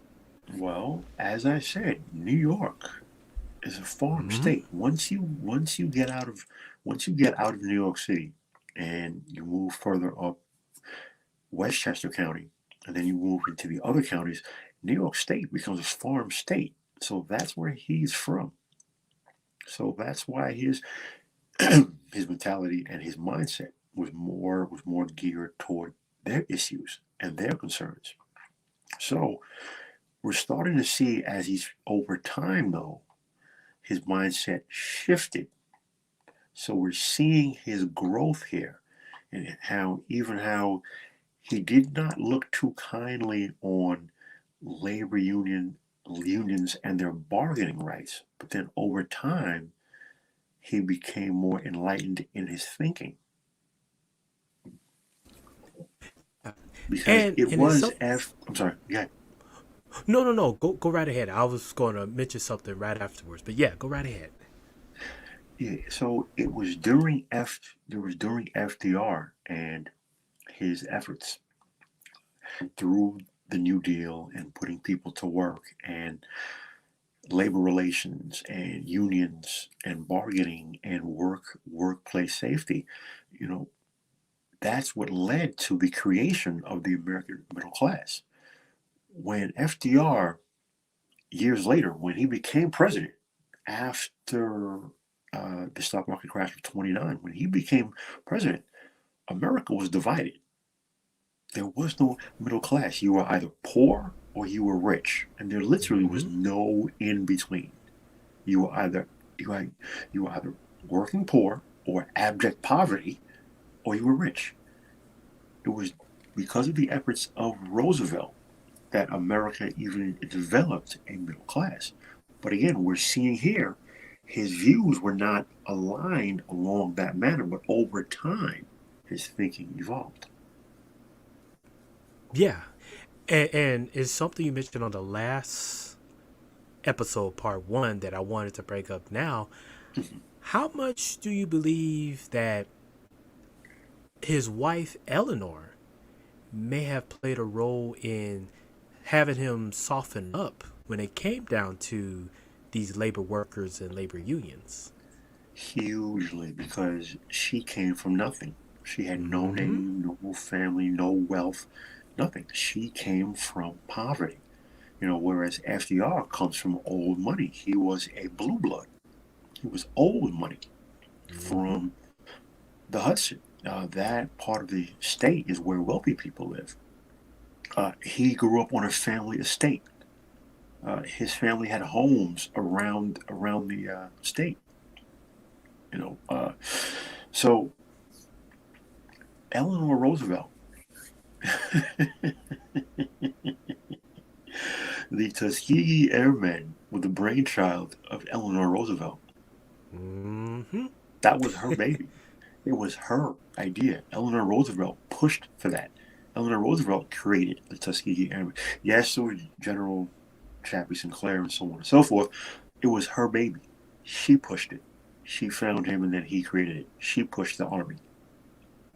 Yep. Eleanor Roosevelt is the reason why the Navy moved towards full integration. Dory Miller shot down 6 Zeros at Pearl Harbor. He was a cook because in the U.S. Navy, you were either you either swabbed the deck or you were a cook. That's it. Mm-hmm.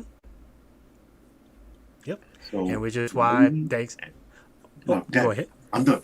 I'm done. Oh, I was going to say, and that's one of the reasons why Mr. Miller has a huge aircraft carrier that's about to be commissioned in another year or so that's named right after him. Yeah, in another few years, they're going to lay the keel next week, so it won't be completed for another 4 to 5 years. But yeah, he will. The first U.S. naval warship named after an ebony man will be an aircraft carrier. So the JFK is almost finished. The Enterprise, flagship for the U.S. Navy, that should be done next 2 years, and then the Dory Miller, first ebony man to have a U.S. naval warship named after him. But again, Eleanor Roosevelt, she clearly softened FDR. She allowed him to experience life through her eyes by walking a mile in her shoes and what she went through, because he clearly knew nothing about the common man. And at that time, the common man was poor. There was no middle class.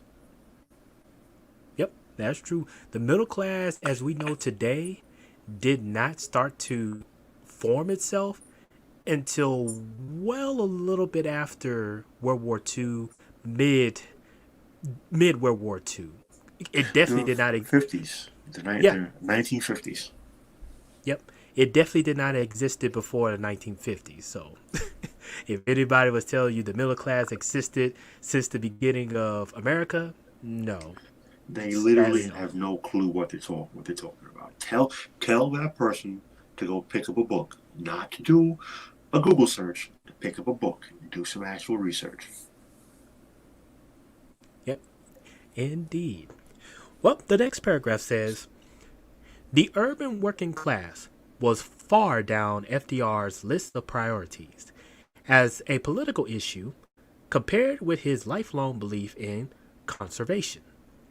From his earliest days, growing up on the estate of Hyde Park, until the catastrophe of the Dust Bowl in the 1930s, FDR saw landscape and the environment as something which had to be protected against private greed. So, about 1912, he started planting thousands of trees at Hyde Park. Then, as chairman of the State Forest, Fish, and Game Committee, he crusaded for conservation in New York. When he invited Guilford Pinchot, Cousin Teddy's intimate friend and chief forester of the United States, to lecture the State Assembly, Pinchot projected 2 slides. One was an old Chinese painting of a green valley in the year 1500. In the corner, a small logging chute could be dimly discerned. The second slide showed the same valley 4 centuries later, parched and deserted, bare rocks glaring in the sun. greed for profit through logging was achieving the same result in America. The task was to manage and control forests in the public interest. In that sense, it summarized progressivism as a political force. Roosevelt never forgot Pinchot's lesson and hoped to imprint it on the people of New York and the nation. Other issues he tackled with varying degrees of success. The campaign for the direct primary, like that for direct election of U.S. senators, was successful. Women's suffrage, however, through a central progressive policy, proved thornier. Roosevelt strongly favored votes for women. The celebrated Women's College, Vassar, in his district, was a bastion of support. But the majority of male farmers were equally strongly opposed. Facing this, Roosevelt did what his whole career showed he was incomparably good at. He fudged. The expedient of advocating local option gave him the chance. He treated divorce reform similarly and hedged with such success over prohibition of alcohol that the story persisted right down to 1932 that at heart he was a dry, when in fact he was not. I find that interesting too, where if you read in especially these social science books in grade schools, they talk about how Roosevelt was so against prohibition and everything, but yet when you read the private life of Roosevelt, this man had some form of liquor within his vicinity. The Volstead Act. You know, it's funny. The Volstead Act and women's right to vote, I believe, were the same year. I could be wrong about that. I'm pretty sure it was. Don't quote me because I'm not 100% sure, but I'm fairly certain the Volstead Act and women's right to vote were in the same year. Mm-hmm. And for those who don't know of which I speak, look it up. The Volstead Act. I'll leave it at that. All right. Moving along. No spoon feeding here. Oh, no. Definitely, please read that for yourself. Don't take our word for nothing. Go and do your own research, and you'll see exactly what we're talking about. Next, it says, similarly, where Tammany worked to end prohibition and legalize horse racing, Sunday baseball, and prize fighting, Roosevelt opposed all three reforms. Personally, he liked drinking, horses, and racing, but publicly he never drank and deplored sports which was dependent on gambling. There were votes in being straight-laced. Did we just read somewhere where it says Mr. FDR was the master at portraying public appearances while removing underlying realities? We sure did. The same exact way Adolf always presented the public image to the German people. He was single. He was married to the nation. He had to lead the nation to always garner the support of younger women. Whereas in reality, his secretary was his lover and he was a sexual deviant. But I digress.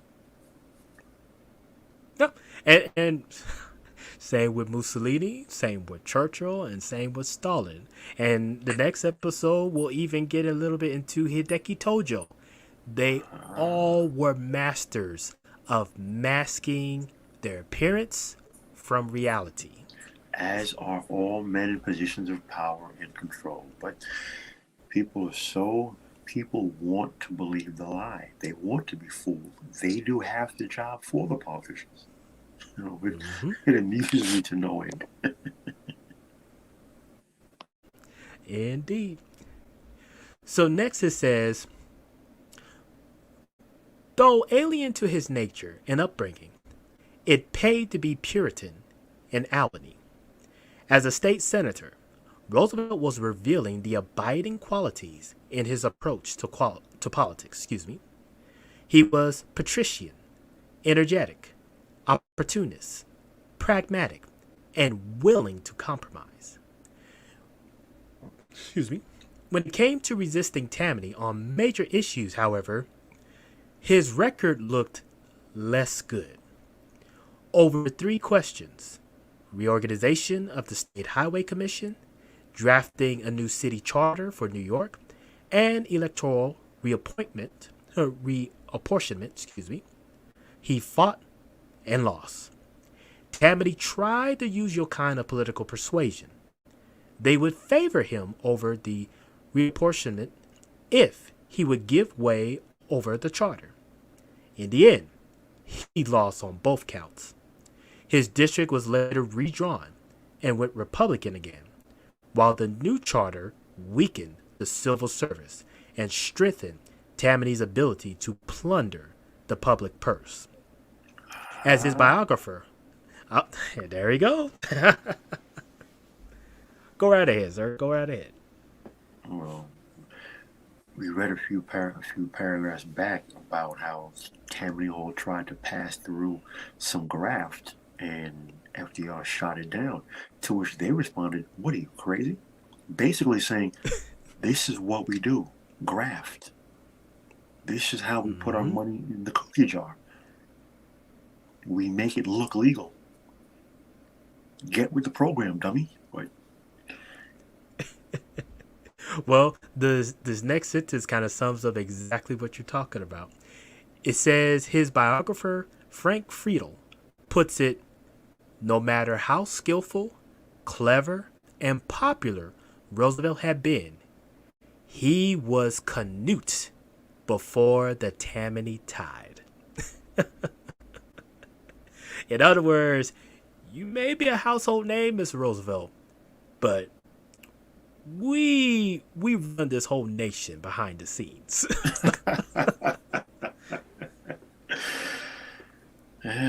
You gotta play ball sometime.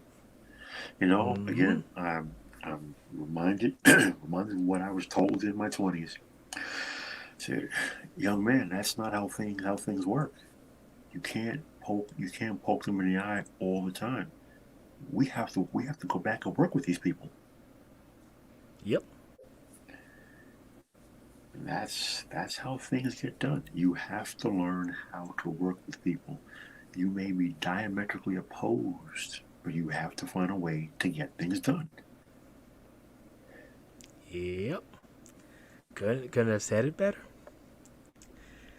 The next paragraph says, the legislature had increased the New York City payroll by 350,000, apparently proving the old Republican election cry that when Democrats won, the city ran it, and the upstate taxpayers paid for it. Not surprisingly, the upstate political pendulum began to swing back in its normal Republican direction, with only 4 of the 23 insurgent assemblymen who had backed FDR against Sheehan being reelected. Yet, as the presidential election of 1912 approached, Roosevelt's chances of reelection to the state Senate looked good. Conservation, FDR's strongest suit, was now a major national issue. The Bollinger-Pinchot scandal had revealed corrupt sale of public lands in Alaska and split the Republican Party. Theodore Roosevelt led an insurgent Bull Moose Progressive Party against President William Taft as a third-party candidate, so splitting the Republican vote and enabling the Democrats to win the White House for only the 3rd time since the Civil War. Such was the ardor of TR's crusade for president and the new nationalism in 1912 that political realism was forgotten. Roosevelt bit me, one of his Republican supporters explained, and I went mad. I just want to say something right here. And there was something, again, we keep talking about how people don't understand politics. They don't understand the nature of politics, and they have all these endless, useless, pointless, circular arguments based on nothing. Anyway, if you look at U.S. presidents going back to Teddy Roosevelt, Mm-hmm. every single election, whether he serves one term or two terms, go look back at your presidents. Republican, Democrat, Republican, Democrat, Republican, Democrat.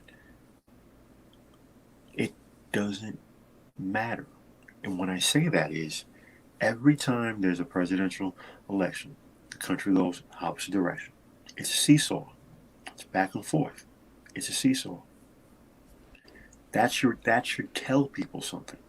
But I'm gonna leave that alone, because there's something that I'm building towards. So I'm planting some seeds in your minds to keep in mind, and when they germinate, we shall revisit that. Oh, yes, I'm looking forward to that too. Next paragraph is said, Franklin Roosevelt had remained a loyal Democrat, but one who believed Tammany was corruptly conservative. What the Democrats needed, he thought, as the party convention approached, was the kind of liberal progressive leadership Woodrow Wilson promised. Boss Murphy, backing Champ Clark of Missouri as the party's candidate for president, was opposed to Wilson. So, Roosevelt took Tammany on once again, leading an insurgent movement to nominate Wilson. Again, the insurgent power was strictly limited. While they could keep Tammany from winning, they could not win themselves. Clark won a majority of delegates, but not the 2/3 needed. After Wilson was nominated on the 46th ballot at Baltimore in 1912, he ran as center candidate for president between Taft on the right and TR on the left to win the White House.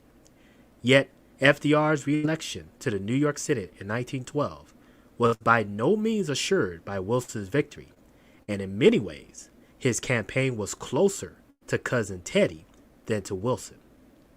Wilson's new freedom aimed at dissolving the trusts and restoring competition between many firms. Teddy Roosevelt's new nationalism, by contrast, implied this was impossible. Even if government could restore the old competitive model of American capitalism, Teddy Roosevelt argued, it would inevitably end by reestablishing monopoly, since in a perfect competition, there is only one winner.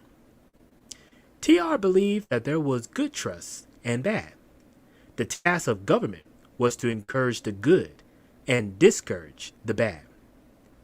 FDR agreed, calling it, quote, the struggle for the liberty of the community rather than the liberty of the individual, and urging government intervention.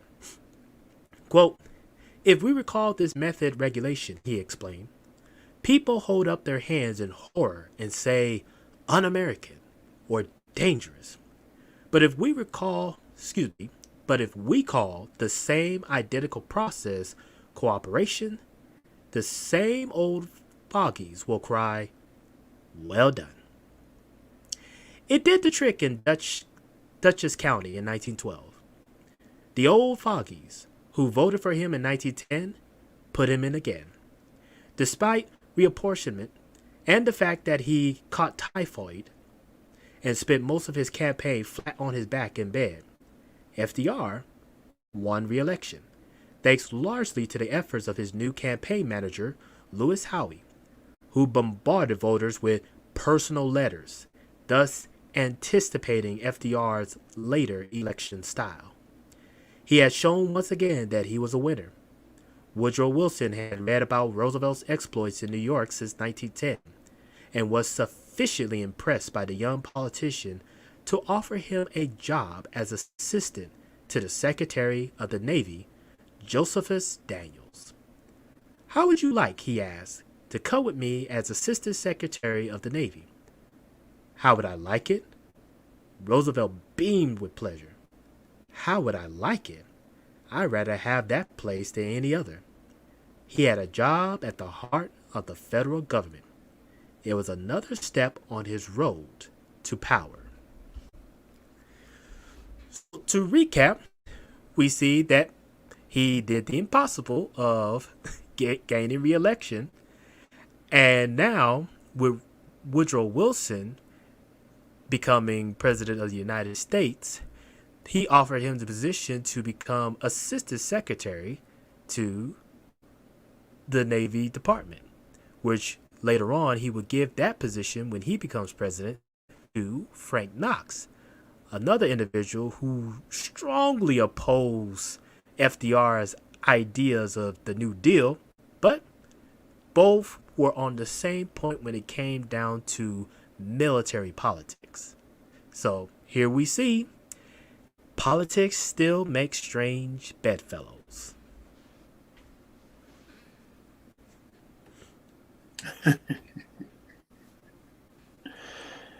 Again, it's about finding ways to work with people.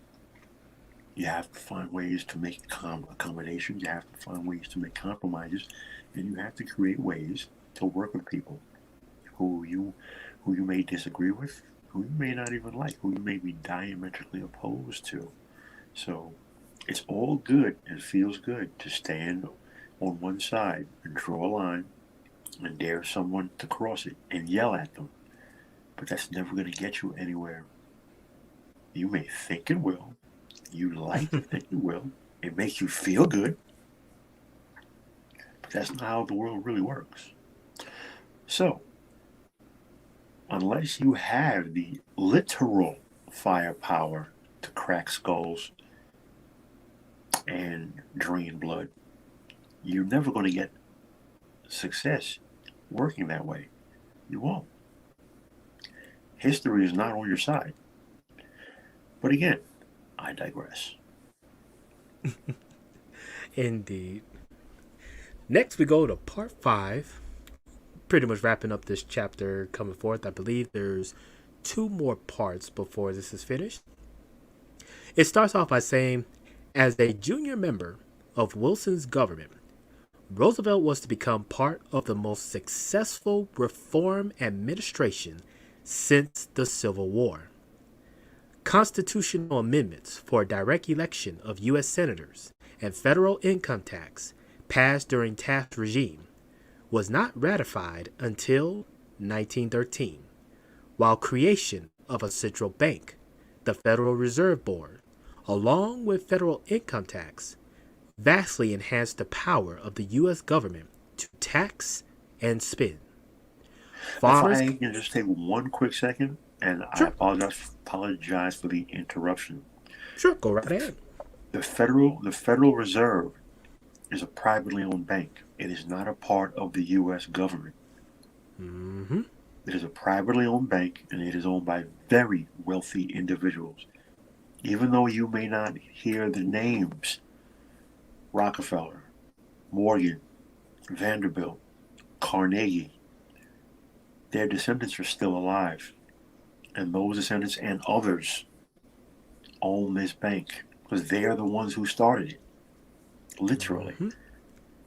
So the central bank of the United States government is not a part of the U.S. government. It is a privately owned bank owned by private citizens. What does that tell you? I know what it should tell you, but I digress. Please continue, sir. Hey, as your famous saying, follow the money. Follow the money, you will see how things play out. Can't go wrong. Next, it says, I'll read that again, that paragraph. Constitutional amendments for direct election of U.S. senators and federal income tax passed during Taft's regime were not ratified until 1913, while creation of a central bank, the Federal Reserve Board, along with federal income tax, vastly enhanced the power of the U.S. government to tax and spend. Farmers got government credits through the Federal Farm Loan Act, while the War Housing Act gave them several provisions of the old populist demand for an independent treasury. The middle class got the Federal Trade Commission, designed to end illicit competition, and the Clayton Act, which beefed up the Sherman Antitrust Act and also exempted unions from harassment by antitrust suits. The La Follette Seamen's Act and the 8-hour day for railwaymen and the Adamson Act were further working class gains. Lastly, Wilson's administration saw the first tariff reduction since the 1850s. Roosevelt was pleased to be part of this culmination of progressive reform, but Wilson's early domestic victories contrasted with bitter defeats later in foreign affairs. Once the Great War broke out in August of 1914, Wilson's pro-British neutrality failed, and America joined Britain and France in April of 1917. But though Germany finally sought an armistice on the basis of Wilson's 14 points on November 1918, he was bamboozled by clemency and Lloyd George at the Paris Peace Conference.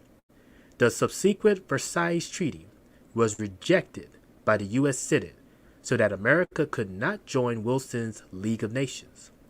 Roosevelt thus saw at first hand the fickle and tragic nature of political power. So we see here that despite the victories, as they pointed out, that Wilson's administration's gained throughout America with these reforms for the workers and the farmers, their foreign affairs was lackluster.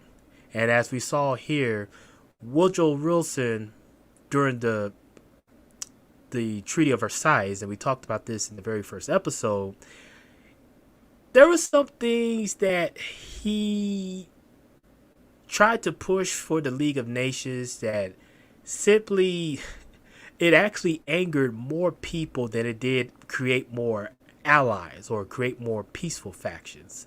But your thoughts on that, sir? Well, my personal thoughts are that you learn from defeat, and you learn from the mistakes of others.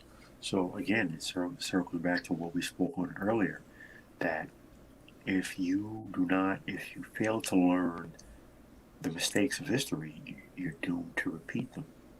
So Roosevelt had a front row seat, and he learned, and he grew, and he adapted, and he implemented those changes because he grew. Okay, he did not live in the past. He learned from it, he studied from it, but he was not handcuffed by it. You cannot live in the past. You learn from it, but you have to grow and move forward. You cannot keep acting as if it's decades prior. So clearly exhibited that. So again, this is another lesson that people need to take to heart and apply this and elevate their thinking. You cannot live in the past. You learn from it and move forward and grow and adapt. Yep, that's true, and that's I think that's what kind of goes over the head of a lot of folks, where they'll read about history and they'll get so caught up in the lessons of the history back then that they want to try to relive it. They want to try to make it an example for today's times. And that's really not how history works. History works in regards to you learn from the past, so that way you can either expand upon it or you try to block it from repeating. Right. That's the importance of history. Right. And you You have to learn what works and what doesn't work. And just because something feels right and you feel that you are so right in your conviction and it feels comfortable to you, but if you're getting zero results, at some point you have to stop and reassess and say, okay, this clearly is not working. What can I do different? What can we do different? So run from it, dread it, destiny arrives, all the same. Couldn't have said it better. Couldn't help myself. All right, the next paragraph says, though no one could foresee this outcome in March of 1913, it was plain that Roosevelt loved his new job. Cousin Teddy once held it, so Frank was following the route to the White House he had planned as a law clerk. Moreover, Roosevelt really loved the sea. Much of the family fortune came from mercantile interests. His American ancestors had been sailors. Dutch maritime traditions seemed to have entered his blood. He had even thought briefly, as a teenager, of running away to the U.S. Naval Academy at Annapolis instead of going to Harvard. The crack yachtsman, with his encyclopedic knowledge of maps and charts, was in his element. More significant, he had real grasp of the strategic importance of the Navy. Brought up on A.T. Mahan's seminal study, The Influence of Sea Power Upon History 1660 to 1783, he knew that command of the world's oceans was key to world power, as Britain showed. With World War approaching, the international naval race heightened tension. The Panama Canal, built largely on Cousin Teddy's initiative, was about to open, enabling the U.S. Navy to shift more swiftly from Atlantic to Pacific and making American control of the whole Caribbean and Latin American region paramount. Roosevelt was an ardent proponent of a big navy, and in 1913 to 1915, at his new job, he was now dealing not just with national, but with international politics. So here we start to see a little bit of, as they say, Roosevelt's love for the sea in regards to his family history, being Dutch maritime men. And now that he's an assistant secretary of the Navy, he now has some influence in helping to bolster the U.S. Navy thanks to his cousin Teddy Roosevelt's Panama Canal initiative.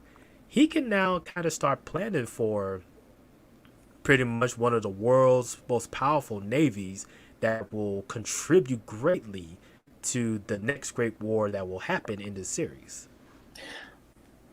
I couldn't have said it any better myself because this is my absolute wheelhouse. Both of us actually. So,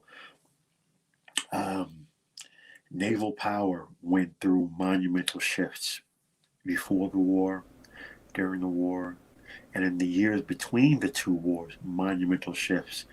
And clearly, we can see that FDR had his hands in the U.S. Navy's approach and buildup of its surface fleet, especially its battleships and the first aircraft carriers. Mm-hmm. Because that war, as we all know, after the war in Europe was won, a war in the Pacific, naval power changed the world forever. Mm-hmm. So was he a prophet? Did he have a crystal ball? Listen, different conversation for a different day. But clearly he understood because he studied history. A country that controls the sea can exert and wield power and influence. He learned from history and he did what? He adapted. He pushed the U.S. Navy to modernize and to innovate and dramatically increase the size of its surface fleet. Indeed. And oh, I tell you, just get chills talking about the naval aspect leading up to World War II and even during it. Like, wait till we start talking about the weapons of World Oh, War II and even the maritime buildup of these powerful war machines. Like, the specifications, the training that goes on with these naval powers we're going to be talking about is like Logic Finder just says, this is our forte, and it's one of the reasons why we love talking about World War II history. Logic Finders knows all about the Atlantic battles. My forte is more on the Pacific front, but yet it's still that's our warhouse when it comes to those topics. the Iowa class battleship was designed to fight German battleships. Hmm. The Scharnhorst class and the Bismarck class were superior in every way, but Germany didn't build enough of them. He promised Admiral Raeder he had 5 more years for Plan Z to build his fleet. He reneged on it, and he started the war 5 years too soon. Had he given Admiral Hmm. Raeder the 5 years that he promised, that war might have been very different. And there are a lot of war historians who hold the same mindset. That war would have been very differently. If you're talking armor, they had thicker armor. The guns were. You know what? Let's not even go down the rabbit hole. Let's continue with this article. Alrighty. The next paragraph says, to help him, he inherited a loyal and competent permanent secretary, Charles H. McCarthy, who had served under several of Roosevelt's predecessors. But he brought with him from Albany the man who, as his campaign manager, had won him re-election in 1912, Louis McHenry Howey. Apart from Eleanor, Louis Howey became the crucial influence on Roosevelt's career. About 10 years older than Roosevelt, Howey was his complete opposite. A veteran newspaper reporter, he grew up in New York's racetrack country at Saratoga Springs, its plush hotels crowded with sportsmen, gamblers, and politicians. To the end of his life, with his high, stiff collars and watchful eyes, Howie conveyed this racy atmosphere of the era before the Great War. Personal familiarity with the seamier side of life, which Frank's own patrician background precluded, was the quality Roosevelt most valued in him. Short, thin, and untidily dressed in suits which appeared second or third hand, Howie looked like a medieval gargoyle with a 20th century cigarette dangling perpetually from his small mouth. He himself said he was one of the 4 ugliest men, in the state of New York. Children take one look at me on the street and run. Eleanor Roosevelt at first disliked this dirty little man, but came to see he was invaluable to her husband, and eventually to herself. His sharp wit, cynicism, love of intrigue, strange oaths such as "Mein God," and creased face hid a sensitive spirit. Expressive brown eyes, together with love of art and theater, hinted at this. More important, Howie lived for politics and had excellent political judgment. His favorite historian was Carlyle, and like him, he believed in the hero in history. As he watched Roosevelt lead the fight against Sheehan in 1911, skepticism had turned to admiration and then ardor. Howie had found his hero, the young, tall, vigorous politician pacing the floor while he outlined his tactics in defeating Sheehan, so impressed Howie that he came to a remarkable conclusion. Nothing but an accident could keep him from becoming president.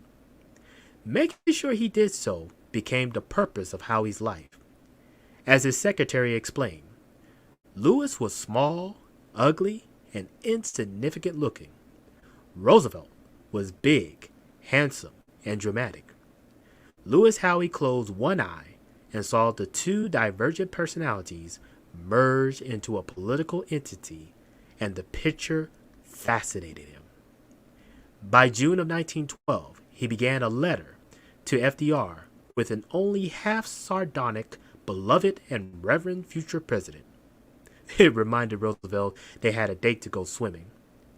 By campaigning for re-election when flat on his back with typhoid, FDR had hired Howey full-time to run his campaign.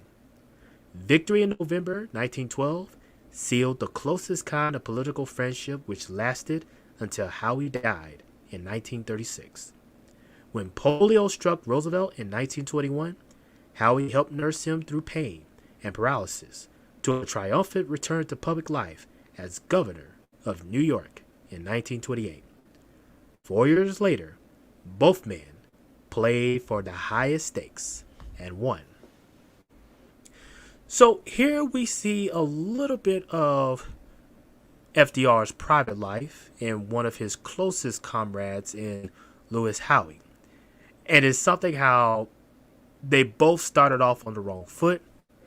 Howey was kind of like, what's this bougie type of guy trying to make a name for himself? Meanwhile, FDR look at him and it's like, wow, this dude is pretty ugly. Nobody would, mistaken him off the street and everything. But surprisingly, as you say, they found common ground and they ran like a machine. Well, it seems to me that Lewis Howe was FDR's Karl Rove. Mm-hmm. Every politician needs one. What's his William Jefferson Clinton had Bill Stephanopoulos, and Barack Hussein Obama had Rahm Emanuel. Apparently, FDR had Lewis Howe. So every politician has one. And listen, we all have that one friend that is like so totally opposite of who and what we are. The personification of everything that we don't like, would never want to be around, but that person is like a brother to you, and vice versa. Yep, indeed. And again, it just shows the importance of being able to have people skills, being able to find common ground with people who may not come from the same background as you, may not share the same beliefs as you, but you find that common ground and you make it work. And not only do you make it work, but some very powerful, one could say some very powerful movements can come out of those type of relationships. You can't poke these people in the eye all the time. At some point, you have to work with these people. Mm-hmm. You have to go back and work with these people. A watershed moment that I was told in my life. You have to work with these people. You have to work together. You have to compromise. You have to achieve your goals. If you don't know how to work with people, you're going to be on the side, screaming and pitching and protesting. But I digress. Alrighty, so we're almost finished with this chapter. Next we go to part 6. It says, for the moment, in 1913, Howe and McCarthy made an excellent, though not always, harmonious team. Howe goes to Newfoundland tomorrow, Roosevelt confided to his wife, and I shall try to clean up his back work for him. He is so wonderful on the big things that he has let the routine slide. I need a thoroughing hack without brilliancy like the faithful McCarthy to keep things going. Later, Roosevelt often worked with similar duos, one who gave careful attention to detail, the other relying on intuition and flares. Ikes and Hopkins in the early New Deal, Morgenthau and Corey later, or Hull and Wells Cordell Halls. Wait till we talk about him. At the State Department. The years 1913 to 1915, when FDR was supervising the business affairs of the Navy, made him familiar with the realities of power in the Progressive period. He dealt with the trusts which built the ships, supplied them with coal, food, and generators for electric power, or brought tobacco and spirits to the sailors. He tried to stop collusive contracts and give the taxpayer value for money. Soon, the team of Roosevelt and Howe was fast winning a reputation for speeding up procurement and construction. Customarily, FDR was in charge of personnel, including thousands of civilian jobs in the Navy yards where new warships were built. Here, more than anywhere else, Howe led the way by explaining the political importance of good relations with organized labor. He insisted FDR attend hearings on labor problems in person rather than delegate labor relations to someone else. He spent hours that he might have spent playing golf with his social register friends, learning instead the Union viewpoint. Quote, the friends Franklin made among labor people during his Navy days, Howe explained, stayed with him for the rest of his life. Eleanor believed Howe's greatest service was impressing on her husband the significance of labor and in getting him to include labor leaders in his circle. And there were more labor voters than officers. Young FDR was not snobbish or undemocratic. But it would simply not have occurred to him before 1914 that an ambitious young politician should spend less time in elite social circles. Now, he kept his door open for labor leaders, understanding their problems, winning their friendship, and evolving enlightened labor policy in the Navy yards. Before I continue, shout out to my Mahali. Good to see you. Hope everything's well in Japan. But now we're starting to see FDR. We see that his wife, Eleanor, was already playing a significant role in changing his viewpoints on labor leaders and thinking of the common man issues. But now even Mr. Lewis Howe himself is playing a significant role in FDR, as they say, coming off of his pedestal. Again, because, as I said, this man clearly was the personification and embodiment of everything that FDR was not, that FDR totally lacked in his life. He came from old money. He was a blue blood. He came from a family of wealth and opulence. His family had estate homes around the state and around the country. He knew nothing of what it was to be a common man. And remember, when he was born and when he came up, you were either rich or you were poor. There was no middle ground. So there was no way for him to tap into that, to walk a mile in those shoes, except through his wife, Eleanor, and his Karl Rove, Lewis Howe. Yeah. So clearly there were two positive influences in his life, politically, and also personally and socially, clearly. Yeah, indeed. And it is something that these two individuals who definitely was born with silver spoons in their mouth, like FDR, were still able to come together and just kind of show FDR that, hey, there is other worlds outside of yours. And if you really want to progress, if you really want to progress your political career,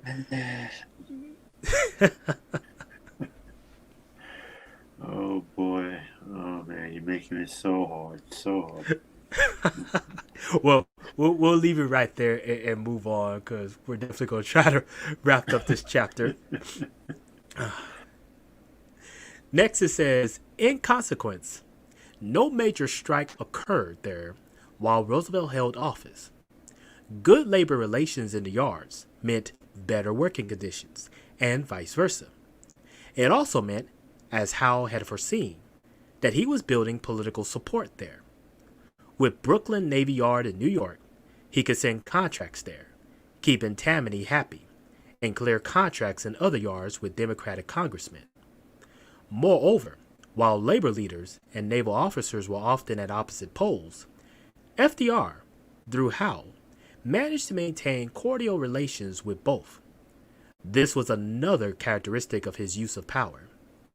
Naval officers took out their resentment against the department's pro-labor policies on Howe, while Union leaders gave full credit for favors to Roosevelt. By 1915, FDR was handling all contracts, which did not involve policy, and sharing preparations of annual estimates for the budget. He had more power than most assistant secretaries. Quote, I get my fingers into everything, he explained, and there's no law against it. In summary, transition from New York to Washington, from legislative to executive power, had increased Roosevelt's experience of dealing with big business, organized labor, and political machines which, apart from farming, were the three central areas of politics in the progressive period. He had developed another trait in his subsequent use of power. He took credit when he succeeded in securing what petitioners wanted, but shifted blame when he failed, with Howe gladly acting as the scapegoat. Moreover, while in Washington, he still kept in contact with events in New York.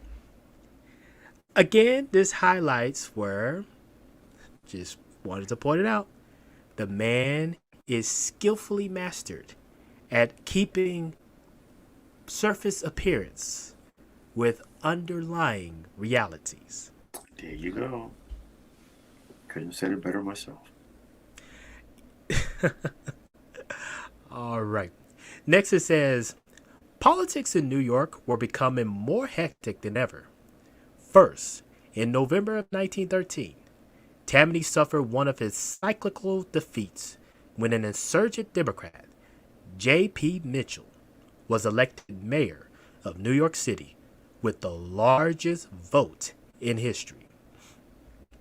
Recovering from this reverse, Tammany managed to get Democratic Governor William Sulzer impeached for using campaign funds to speculate on the stock market, and then became suspicious of FDR's attempt to build an organization in the state.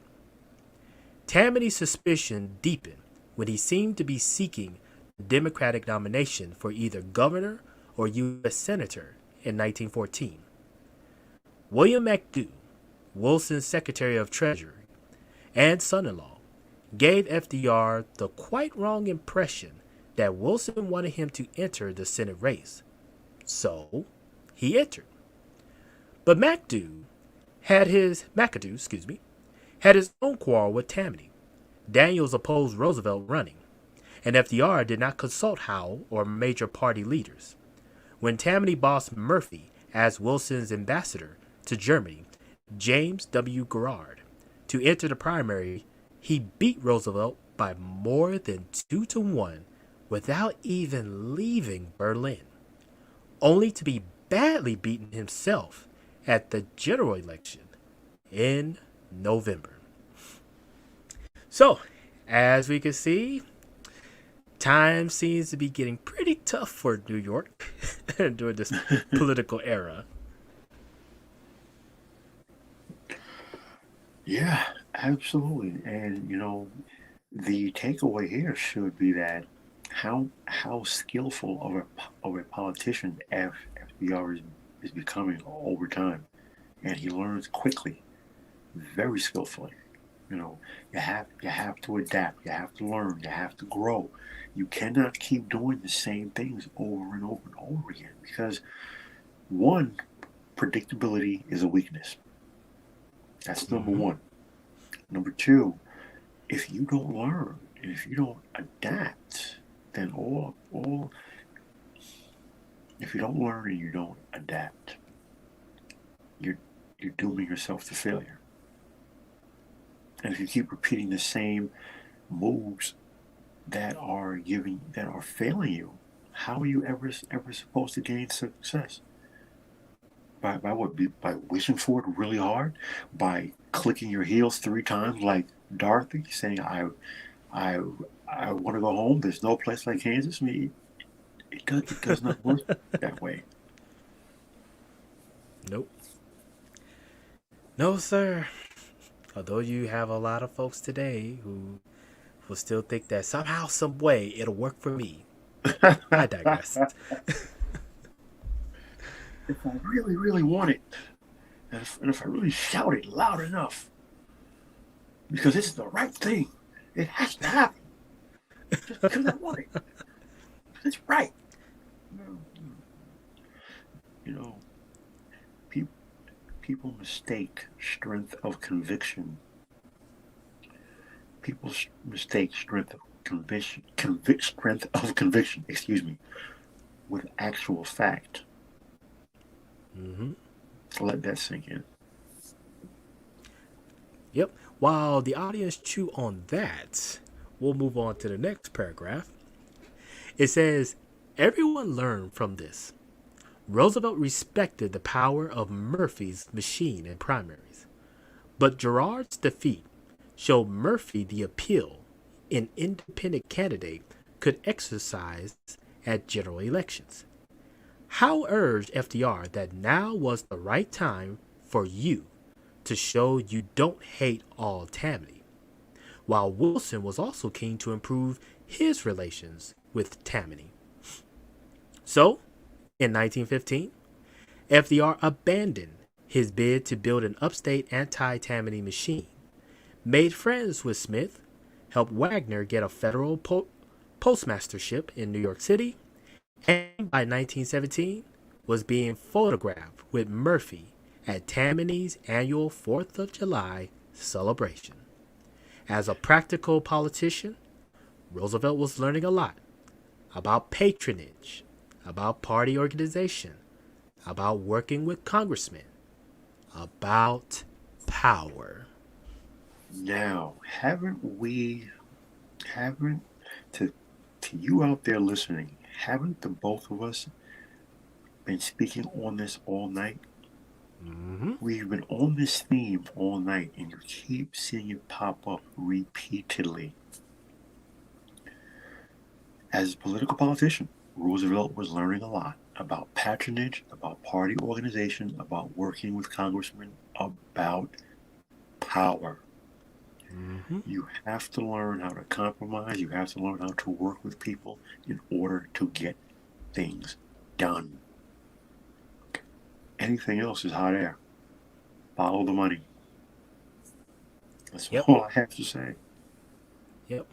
You can have all the beliefs you want about the opposition, about your party or whatever the like, but if you don't know how to work with others, like Logic Finance just said, you will pretty much go nowhere at all. Absolutely. You know, you can yell and scream at the top of your lungs that you want this and how you're not getting that, and you're going to demand this and you're going to ask for this and beg for that. Oh, excuse me, scratch that last word. But if you do not know how to work with people to attain your goals, you're going to receive what you've been getting: absolutely nothing. That's how politics works. You have to learn to work with those who you may be diametrically opposed to. Now, understand something. That does not mean that you have a long face and an attitude and you're seeing slights and insults and everything that's said and done. No, you have to learn to work with people. And for some reason, that seems to go over so many people's heads. Yep. But, you know, politicians Politicians understand one thing above all else. You scratch my back, I'll scratch your back. What do you need? Maybe you have something that I need. And that's how things get done. Yep, indeed. Next paragraph, it says, American diplomacy contributed to his expanding political education. Chronic disorder in the Caribbean had long worried the Navy, and in 1915, an outbreak of violence in Haiti was quelled by American Marines who took control of the Haitian government. Such imperial power was quite compatible with progressivism. Indeed, it was central to Cousin Teddy's combination of imperialism with social reform. Taking on other countries in the name of social reform. For you progressives out there, definitely keep that in mind. Yep. Next, it says FDR made an appropriately proconsular tour of the island, noted with satisfaction the benefits American occupation had brought, and returned with a sense of personal proprietorship.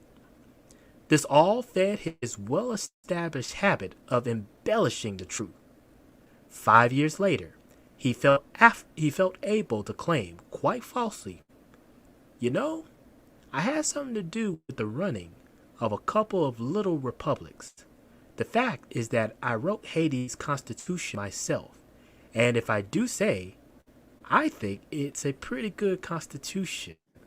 Hello. Do you Well, understand? I'm sorry. Go right ahead. No, go right ahead, because I think we're both about to go the same line, so please take it away. Man, listen. There's an old saying, to the victor go the spoils, and history is written by the victors. When you wield control and power, you can say things like that statement. The fact is that I wrote Haiti's constitution myself, and if I do say it, if I do say it, I think it's a pretty good constitution. The nerve and the unmitigated gall. But understand something. Look at the position that he's in. Set the emotion aside. Look at the position that he was in. It allowed him to do so.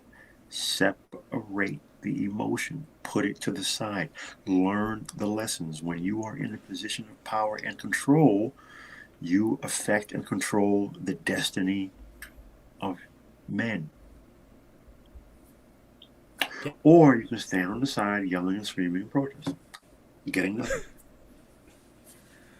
Yep. All I can say is when I read that last part, it was like embellishing the truth. Wow. Who else did we talk about embellishing the truth? Oh, that's right. Winston Churchill. Adolf Hitler. Yeah. Benito Mussolini. I mean, people, do you see the patterns that are going on here? Copy and paste. Copy and paste. Yep, you all will thank us for this later on, because we're trying to give y'all some heads up on these personality traits that, sure, they came from different parts of the world, came from different social standings and all, but they all share similar traits that would make them the figureheads of World War II. And what we're giving you here, what we're attempting to give you here are the lessons that you need to learn. Not everything that has been rammed down your throats, including us. But these are the lessons that the powers that be don't want you to understand just by hiding it in books, because nobody reads. You don't read, you're not going to understand the lessons that you need to learn, other than who won the war. No, look at the men who led the war, who they were, what shaped and molded them, their mindsets. That's where you're going to learn the real lessons.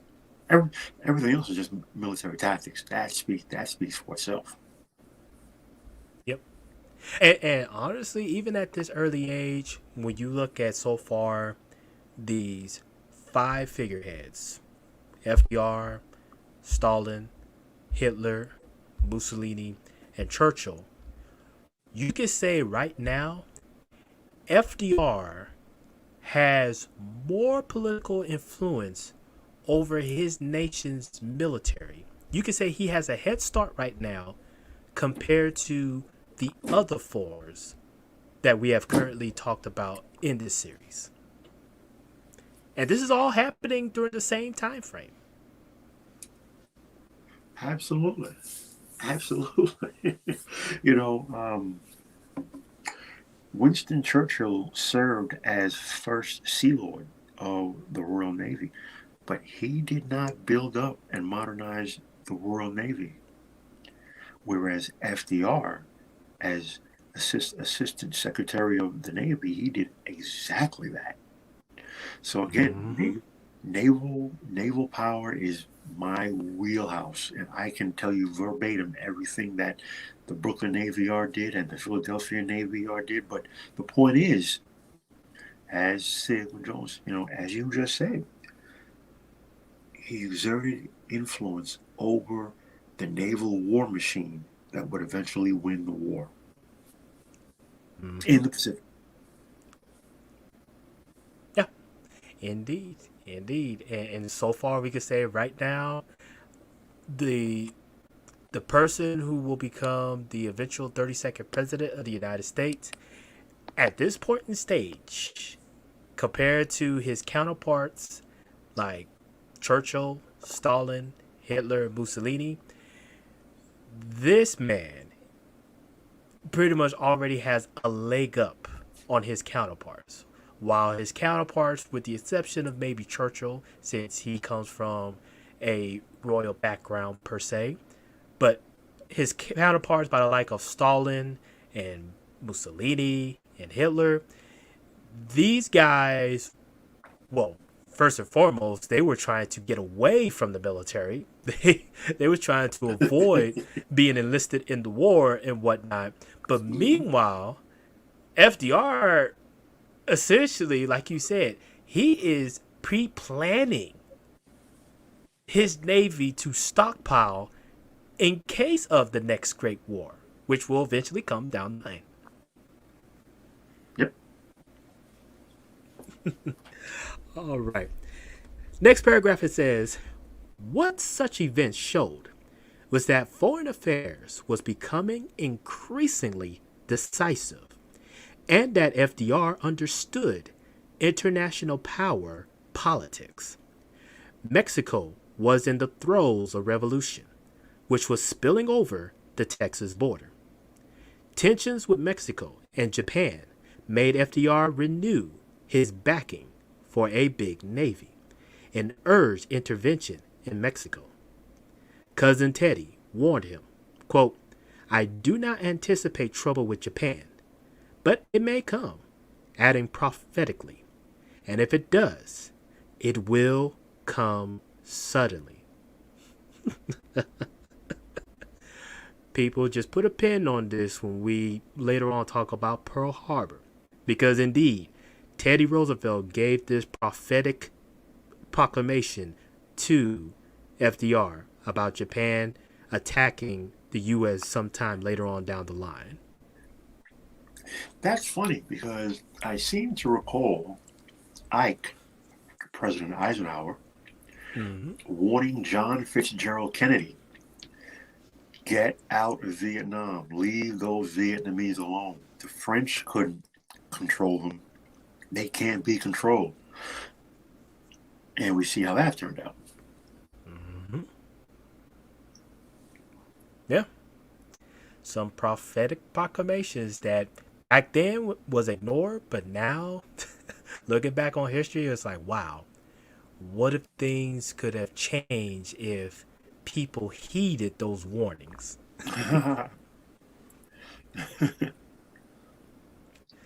All right.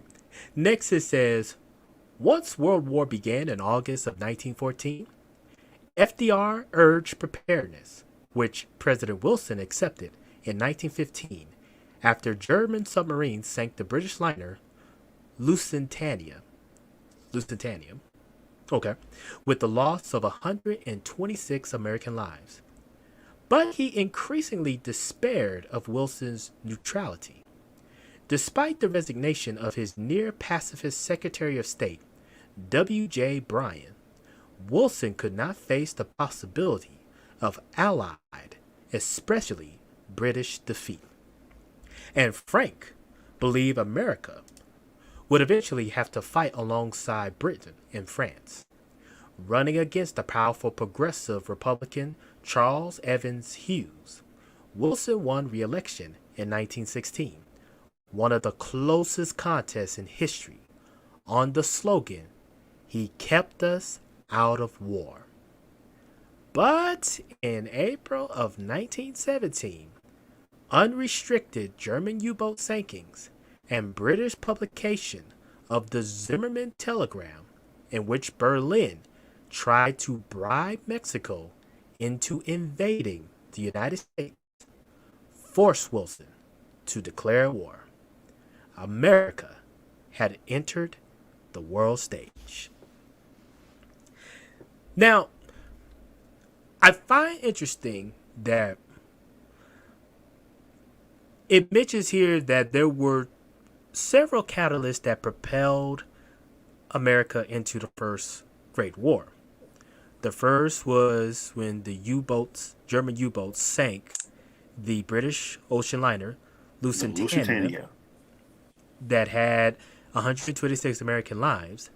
But now it also talks about the Zimmermann telegram, in which they caught German politicians in Berlin trying to bribe the Mexican government to invade America, the United States, excuse me. That I find pretty interesting. Those two catalysts is what, if you listen to some historians and scholars, most would side with the Lusitania incident that propelled America into the First Great War. But some scholars will argue, and even I have to say it's a convincing argument, that the threat of that Zimmermann telegram is what really propelled America to say, okay, we got to do something about this. Yeah, I've always found it of interest that, excuse me, I've always found it of interest that Zimmermann telegram piece has always been rather, has always been rather downplayed. I have some speculation as to why. I have some ideas as to why that may have happened, but at the end of the day, clearly, President Wilson tried to stay out of the war.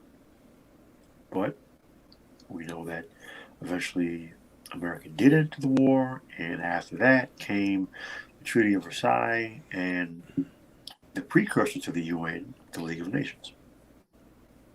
Mm-hmm. Yeah, indeed.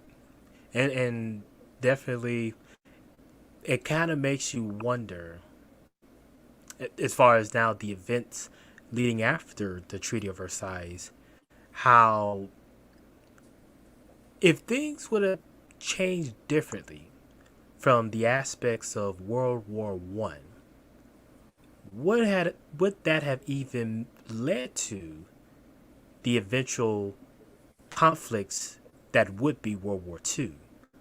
Something that I always kind of think about. Yeah, we spoke about that, when we started this series, and spoke about the Germany that Adolf returned to as a young soldier, and how the country was devastated, and that the Treaty of Versailles was really the bullies beating up on the little guy. Mm-hmm. That the country was so devastated, and it created this the situation, the devastation that Germany was in, that helped to pave the way and pave the route for who would eventually Adolf would become. So after years of the country being in disarray and the economy being absolutely devastated, people were screaming for order, for someone to lead the country, to turn things around.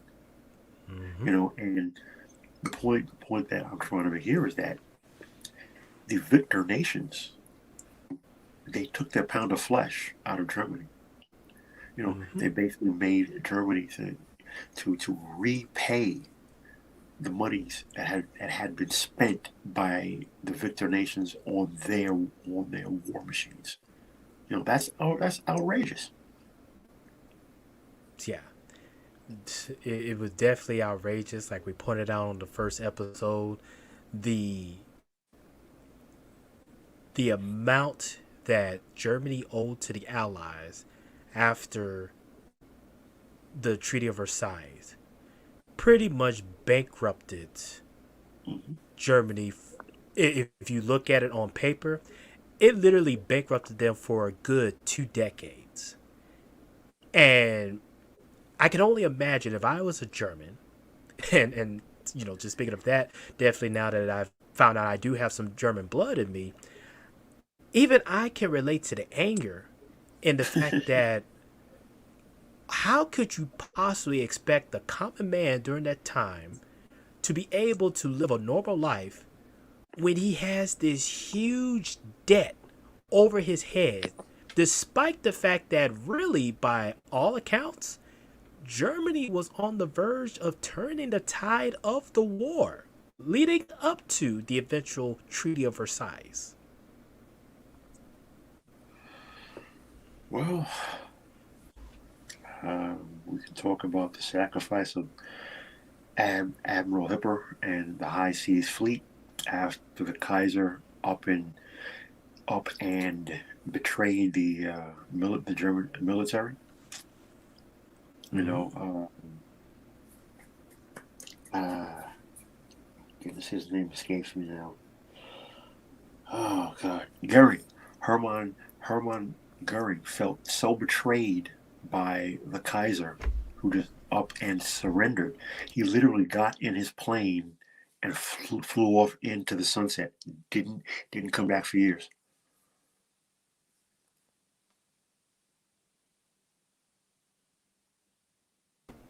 Oh, yes, indeed. Indeed. And I tell you, it's just something to just listen to the frustration of Goering and those that were at the front, and for them to feel that betrayal. Even myself, I can feel the sense of, even I would try to, if I was in those conditions, even I would try to go behind a political group who were about nationalism and restoring the respectness of Germany based on how they were treated. You have to understand, people were literally burning the currency to heat their homes. Mm-hmm. That's how Yep. expensive things. That's how expensive things were, and the money, the money was worthless. You couldn't find a job. Things were hyper inflationary for even the basic staples of life. But again, before we get too deep down that hole, now may be a good time to maybe wrap this one up. Yes, this is actually the last part of. Yep, this is actually the last part, so we'll go ahead and wrap this up real quickly. This is part 7. It said the crisis of war in 1917 to 1918 coincided with a crisis in Roosevelt's private life. In 1914, Eleanor had employed as social secretary her friend Lucy Mercy, a young Virginian girl of impeccable background. She was sweet, womanly, slightly old-fashioned, but spirited and outgoing in a style Frank admired. Excuse me. Eleanor usually took herself and the children away from the insufferable summer heat of Washington to their holiday home on Campobello Island between Maine and New Brunswick. Roosevelt had to stay at ward work, but remained free in the evenings to cruise on the Potomac with his fun-loving friends, including Lucy. They fell in love. When Eleanor found their letters in 1918, she was deeply hurt. Lucy was not just her secretary, but her friend. Moreover, Eleanor felt she had been betrayed once as a child by those she loved. She wanted a divorce, but as this would have been death to Roosevelt's political career, he refused to consider it. So, she agreed to stay married, on strict conditions that he'd never see Lucy again. One moment.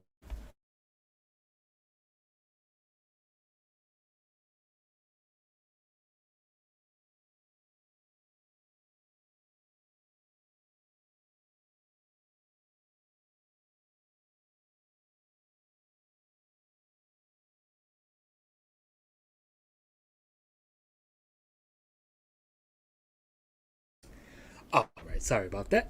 Continuing on. He refused to consider it. So, she agreed to stay married, on strict condition that he never see Lucy again, while Eleanor would be free to live her own life. The impact which the Lucy murder affair had on the quadrilateral contention which linked FDR, his wife, his mother, and Lewis Howe will be examined more fully in the final chapter. But it was a defining episode, most clearly to Eleanor and Frank. They remained on terms of affection and deep mutual respect, but the love they have shared was gone forever. Theirs was to remain one of the most remarkable marriages in American political history, but after the Lucy Mercer affair, it was profoundly changed. We'll definitely touch on that later on. Next it says, chastened by this emotional crisis, Roosevelt found escape in war administration, which extended his experience and personal powers. Regulation and control, which progressives like FDR had long urged, became acceptable during wartime, as they would in 1933. The depths of the economic depression, people flocked to Washington in 1917 to help tackle the emergency. Federal agencies like the War Industries Board, headed by his old friend Bernard Baruch, or modern managers like John J. Raskob at DuPont, and General Motors, were transforming the economy on progressive lines. Roosevelt himself was a Washington celebrity. His boss, Josephus Daniels, a senior Democrat, helped him make vital contacts with the party's southern wing. Moreover, his vital intellectual relationship with Felix Frankfurter of Harvard Law School dates from these wartime years. Daniels remembered him as young and debonair, striding and strong, while Bainbridge Colby thought him the handsomest and most attractive man in Washington. Questions remain about his death. Justice Oliver Wendell Holmes recalled, quote, a good fellow with rather a soft edge, and Roosevelt's friend William Phillips said he was, quote, likable and attractive, but not a heavyweight. Brilliant, but not particularly steady in his views. He could charm anybody, but lacked greatness. Or, as the mother of his banker friend James Warburg put it, he's a really beautiful looking man, but he's so dumb. Next it says, same type of comments about Winston Churchill. It's just laughable. That's all I can say. Next it says, such was the judgment of most political observers before 1932. Roosevelt thought of running for governor of New York in 1918, but was happy to let Al Smith make it. the start of Smith's matchless record as reform governor and of his creative rivalry with Roosevelt. But domestic politics seemed minor when Roosevelt was sent in 1918 to Europe to inspect American naval operations. He met Clemenceau, Churchill, Lloyd George, General Joffre, King George V, and Lady Astor. Still, only 35, Roosevelt wanted more than anything to resign and enlist, but Daniels and Wilson insisted he was too important to the war effort and flatly refused. So when Germany sought peace on the basis of Wilson's 14 points in November of 1918, he returned to Europe for peace talks. FDR's insignificance here contrasted sharply with Herbert Hoover's power as chief U.S. administrator, feeding starving millions in Germany and the whole of post-war Europe. Despite this, the peace talks proved a disaster for Wilson, who, in 1919, was outmaneuvered by Clemenceau and Lloyd George. As 1920 approached, it was plain that the mood of America had changed, that Wilson's political power at home had crumbled, that the Senate would not ratify the treaty nor let the United States join the League of Nations. The idealism which had marked Wilson's domestic reforms and driven him to fight a war to make the world safe for democracy had been replaced by isolationism and the primacy of big business. The year 1920 began badly for Roosevelt. He had his tonsils out. His children fell sick with influenza pandemic, then sweeping the world. He was in political trouble with Daniels and Wilson, while in February he read that Lucy Mercer had married Winthrop Rutherford, a much older widower. Most important, the Republicans were plainly going to win the approaching 1920 presidential contest. They had done well in the midterm elections in November of 1918 and had majorities in 237 to 190 in the House and 49 to 47 in the Senate. If I could interrupt really quick, Sure, go ahead. out there listening, remember what I told you. Look at the presidents going back to 1900. Look at their parties of who the presidents were going back to 1900. Again, just watering that seed I planted in your brain. Please continue. Yes, sir. Yes, sir. Next it says, although gravely ill, Wilson had entertained the foolish idea that his party would choose him to run for a third term. When they refused, Wilson hoped the campaign would be a solemn referendum on the League issue. But these hopes were ruined. Since Theodore Roosevelt had died in 1919, Republican Party managers had at last regained complete control of their party, and, determined to keep it, in June of 1920, nominated the unknown mediocrity Warren Harding to run for president. Franklin Roosevelt and other Democratic liberals tried to persuade Hoover, who had supported TR's Bull Moose campaign in 1912, to run as a Democrat in the primaries in 1920. Like Bernard Baruch and John J. Raskob, Hoover personified a new managerial elite which had come to the fore in the progressive era and was now running American capitalism. In 1920, as the man had organized economic relief for post-war Europe, Hoover had a matchless reputation and could have had the nomination of either party. Had he won as a Republican in 1920, it is intriguing to think counterfactually for a moment.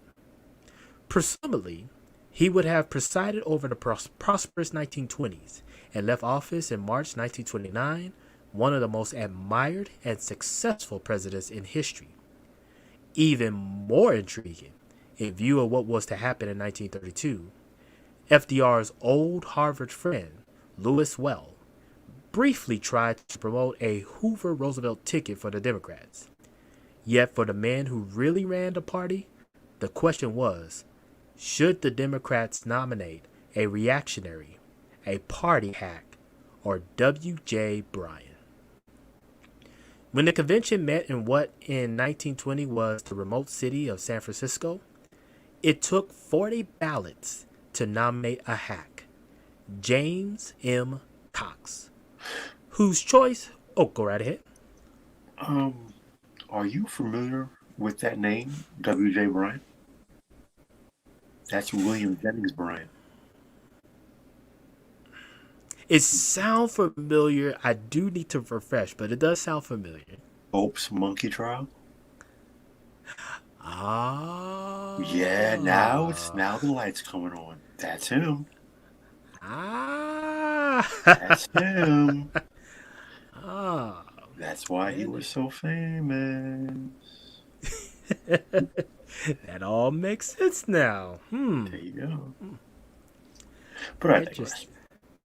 Oh no, that's a good little Easter egg right there. I didn't have thought about it until you brought him up. Yeah, that movie was based with that movie. That movie was on a real life event. Interesting. I'm have to go back and watch that now. Now that name came back up. So it says,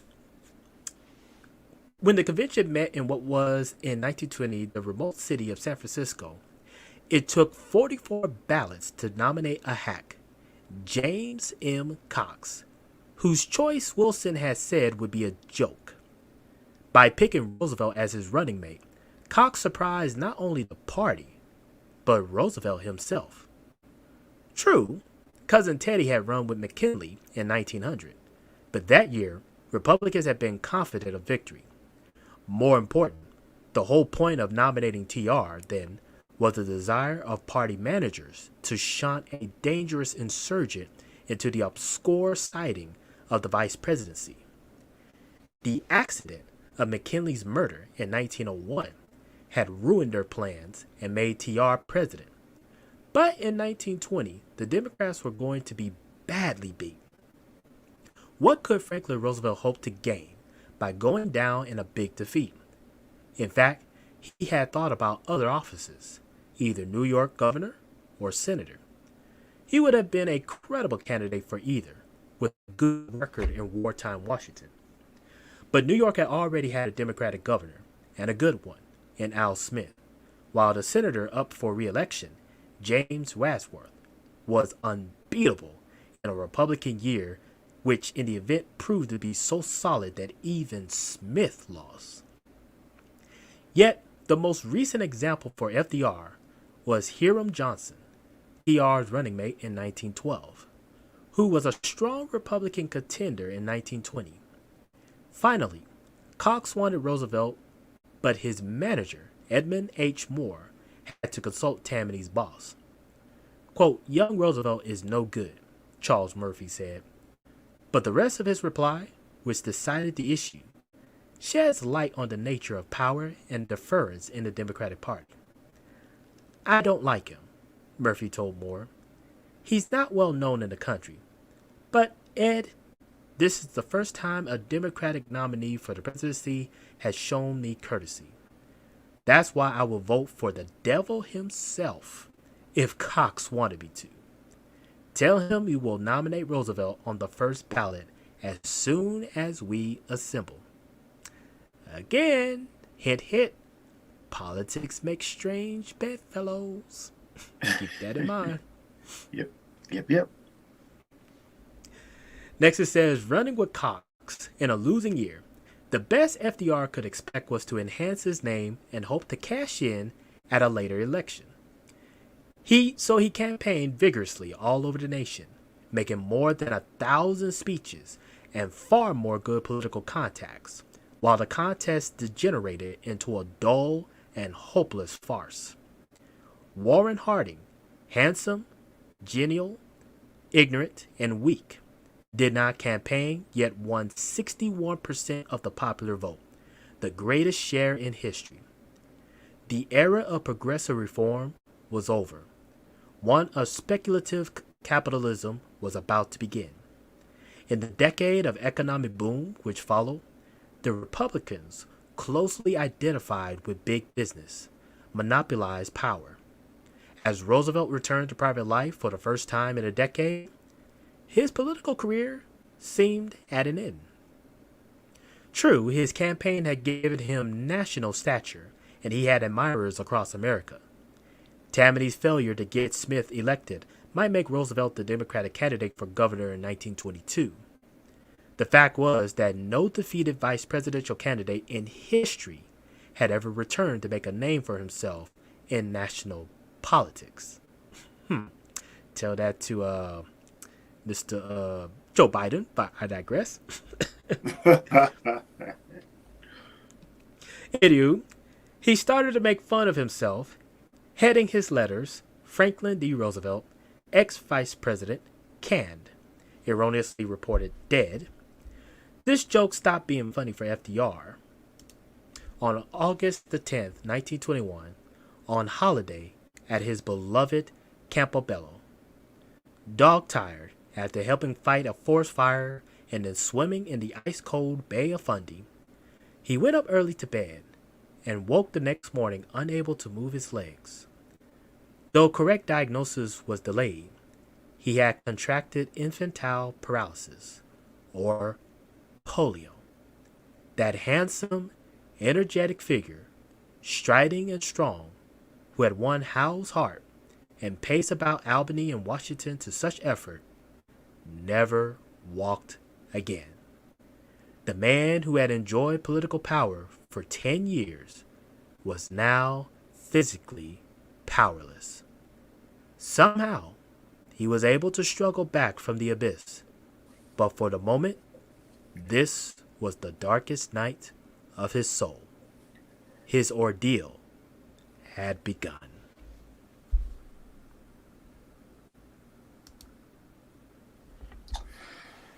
If he could create the reality for himself that he wanted to see, anyone can. There is no system holding you back. There is no legacy of anything stopping you. There are obstacles. Yes, there are roadblocks. Yes, but that's why you persevere. You overcome. You adapt. You grow. You push. You don't stop. You don't fight. You don't say, "Woe is me." If you get busy living or get busy dying, but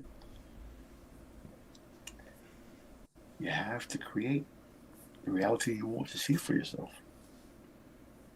Yeah. And as we as we read on that last part of that chapter, it was definitely some interesting times for FDR. You was caught up in an affair with your wife's best friend and secretary. You pretty much tried your chance at running for vice presidency that ended up in pretty much a political disaster for much of the Democrats. And then now, towards the end, you find out that you have contracted polio and that you may never be able to walk again. I tell you, for the average person, that's pretty overwhelming. But then again, FDR is not an average person. No, no, by no means. By no means at all. But life is what you make of it.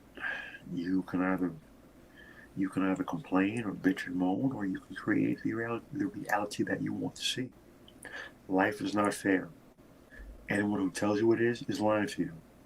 And if you're dumb enough to believe that life is fair, then you're an absolute idiot and you deserve every bad thing that happens to you. You absolutely do. Because life is unfair. So what are you going to do? Complain about it? Cry? Be a victim? Point at anything external except for yourself. You cannot control the thoughts and words of others, but you can control your own. And you have the power within you to create the reality for yourself that you want to see. It starts and ends with you and your mindset. So now we've seen several men who've done that. Specifically, Adolf, Joseph Stalin, El Duce Benito Mussolini, Winston Churchill, and now FDR. Yeah. And this is only the beginning. We're just talking about the figureheads, the main faces of World War II. Just wait till we start to get into the background players that will work alongside these figureheads. If you thought that the life of these figureheads were rough, just wait until you hear about the other gentlemen. And we talk about a little bit about them in some of these figurehead stories, but wait till we start to get into their background and how rough and tough it was for them before their life was changed once they met these figureheads like Hitler, FDR, or even Mussolini. Absolutely, So again, one really needs to study history and learn these lessons that are hidden in plain sight. They're in books. You just have to read them, and learn to separate the emotion from the rational thinking. You cannot elevate your thinking as long as you're thinking emotionally. Okay? So if you want to, because you've fallen in love with a certain term, and you claim that you are thinking, yet when all you're doing is reacting just the same as you've always been doing, you're going to be getting the same results. Yep. Couldn't have said it better, my friend. So, to wrap this up, what's your final thoughts so far on the early years of FDR leading up to this point in time in our series? We're seeing a man who was extremely adept at politics and reaching the hand across to reach compromise with those who he disagreed with or may even have been diametrically opposed to. We're seeing a man who came from ostentatious wealth, historical wealth, but fell in love with a woman who was born dirt poor, and how she not only softened his views, enlightened his views, and allowed him to elevate his thinking. We're seeing a man who understood full well the power of manipulating people's minds by manipulating their emotions. And that's how politics works. It's population control. To get you to think that this person walks on water, and you do have to work for them. You want to believe the lies. Yep. And to me, I think the recap for this particular part 1 and 2 of the Houdini of the White House is even though FDR came from a well-to-do background and especially come from old money that expanded even before America was started to become a developed nation, what have you, he too was a man of flesh, just like you and I. But what made him such an admirable person, despite the fact that, as we read in the particular chapters, that most people kind of consider him not so bright, but just the fact that, like I mentioned before, the man was trying to build a rocket ship before rockets was even thought of. That's how expandable his mind truly was. And one of the harmonic principles says, as above, so below. So below. The law of correspondence. Yes, sir. Yep. And to me, that's what truly exemplified FDR, is the fact that in his mind, there was no such thing as impossible. And the fact that he was willing to work with others to get what he wanted to get accomplished speaks volume of the fact that his mind wasn't trapped in regards of, no, this is reality. We got to do things by the books.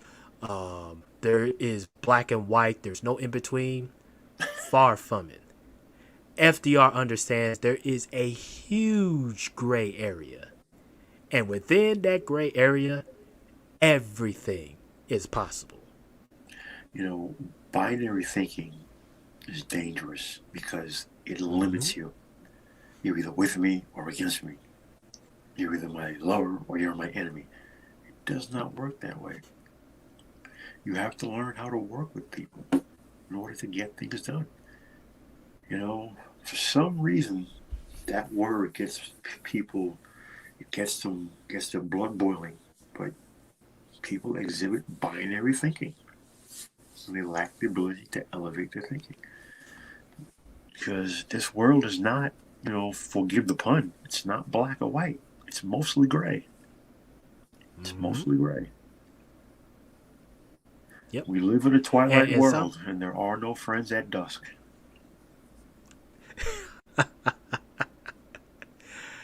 Yep, that will go over the heads of many folks, but we'll let you do your own research as to the meaning behind that saying that Mr. Logic just put it out. So with that said, I'd like to thank the audience that listened in on this particular stream, and also want to thank the audience that will be listening on the replay. We definitely been getting some great feedbacks about this series, The War Room.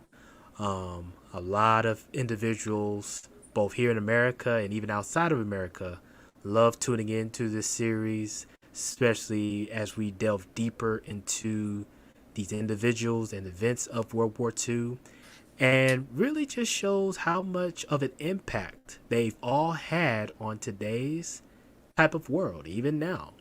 The ripple effects from 80 to 90, almost 100 years from those events are still being felt today.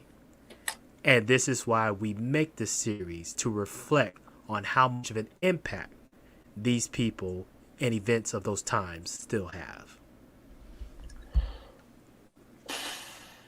There is a reason that historians to this day debate and talk about the actions of Yamamoto, Tojo, Hitler, Stalin, Churchill, Mussolini, Roosevelt, Rader,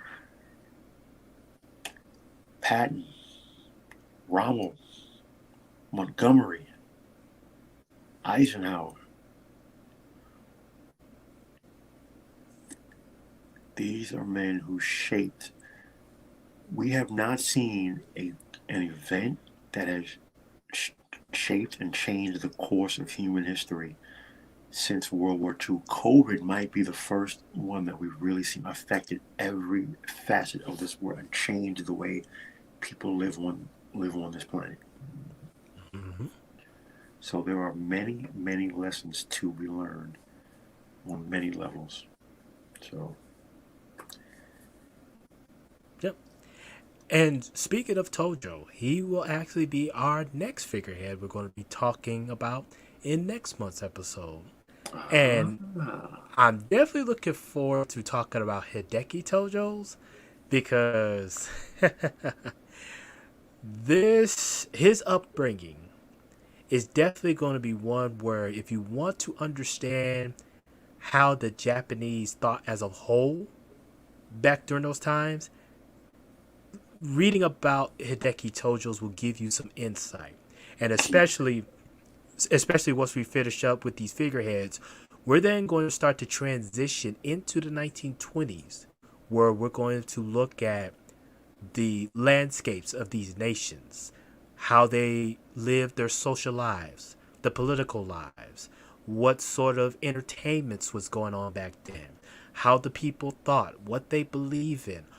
All of this will show the importance of culture, which my good friend here and one of the most proponent of culture matters, Logic Finest, we want to show why culture plays a matter and why these individuals, even the likes of FDR or Hitler, were brought up in cultures that shaped their mindset to how they thought and believed. Well, uncultured heathens cannot grasp why culture and class is very important. So, if that offends anyone, so be it. More than likely, you're offended because you are, in fact, an uncultured heathen. Indeed. I couldn't have said it even better myself. All right. Well, with that said, we'd like to thank once again our audience for listening on the Room. Tune in on next month where we delve into the life and early years of Hideki Tojo coming up and how he will become the eventual prime minister of Japan leading up to World War II. With that stated, I am Admiral Sigma Jones. This is my co-host, Logic Finest. Until next time. Take care.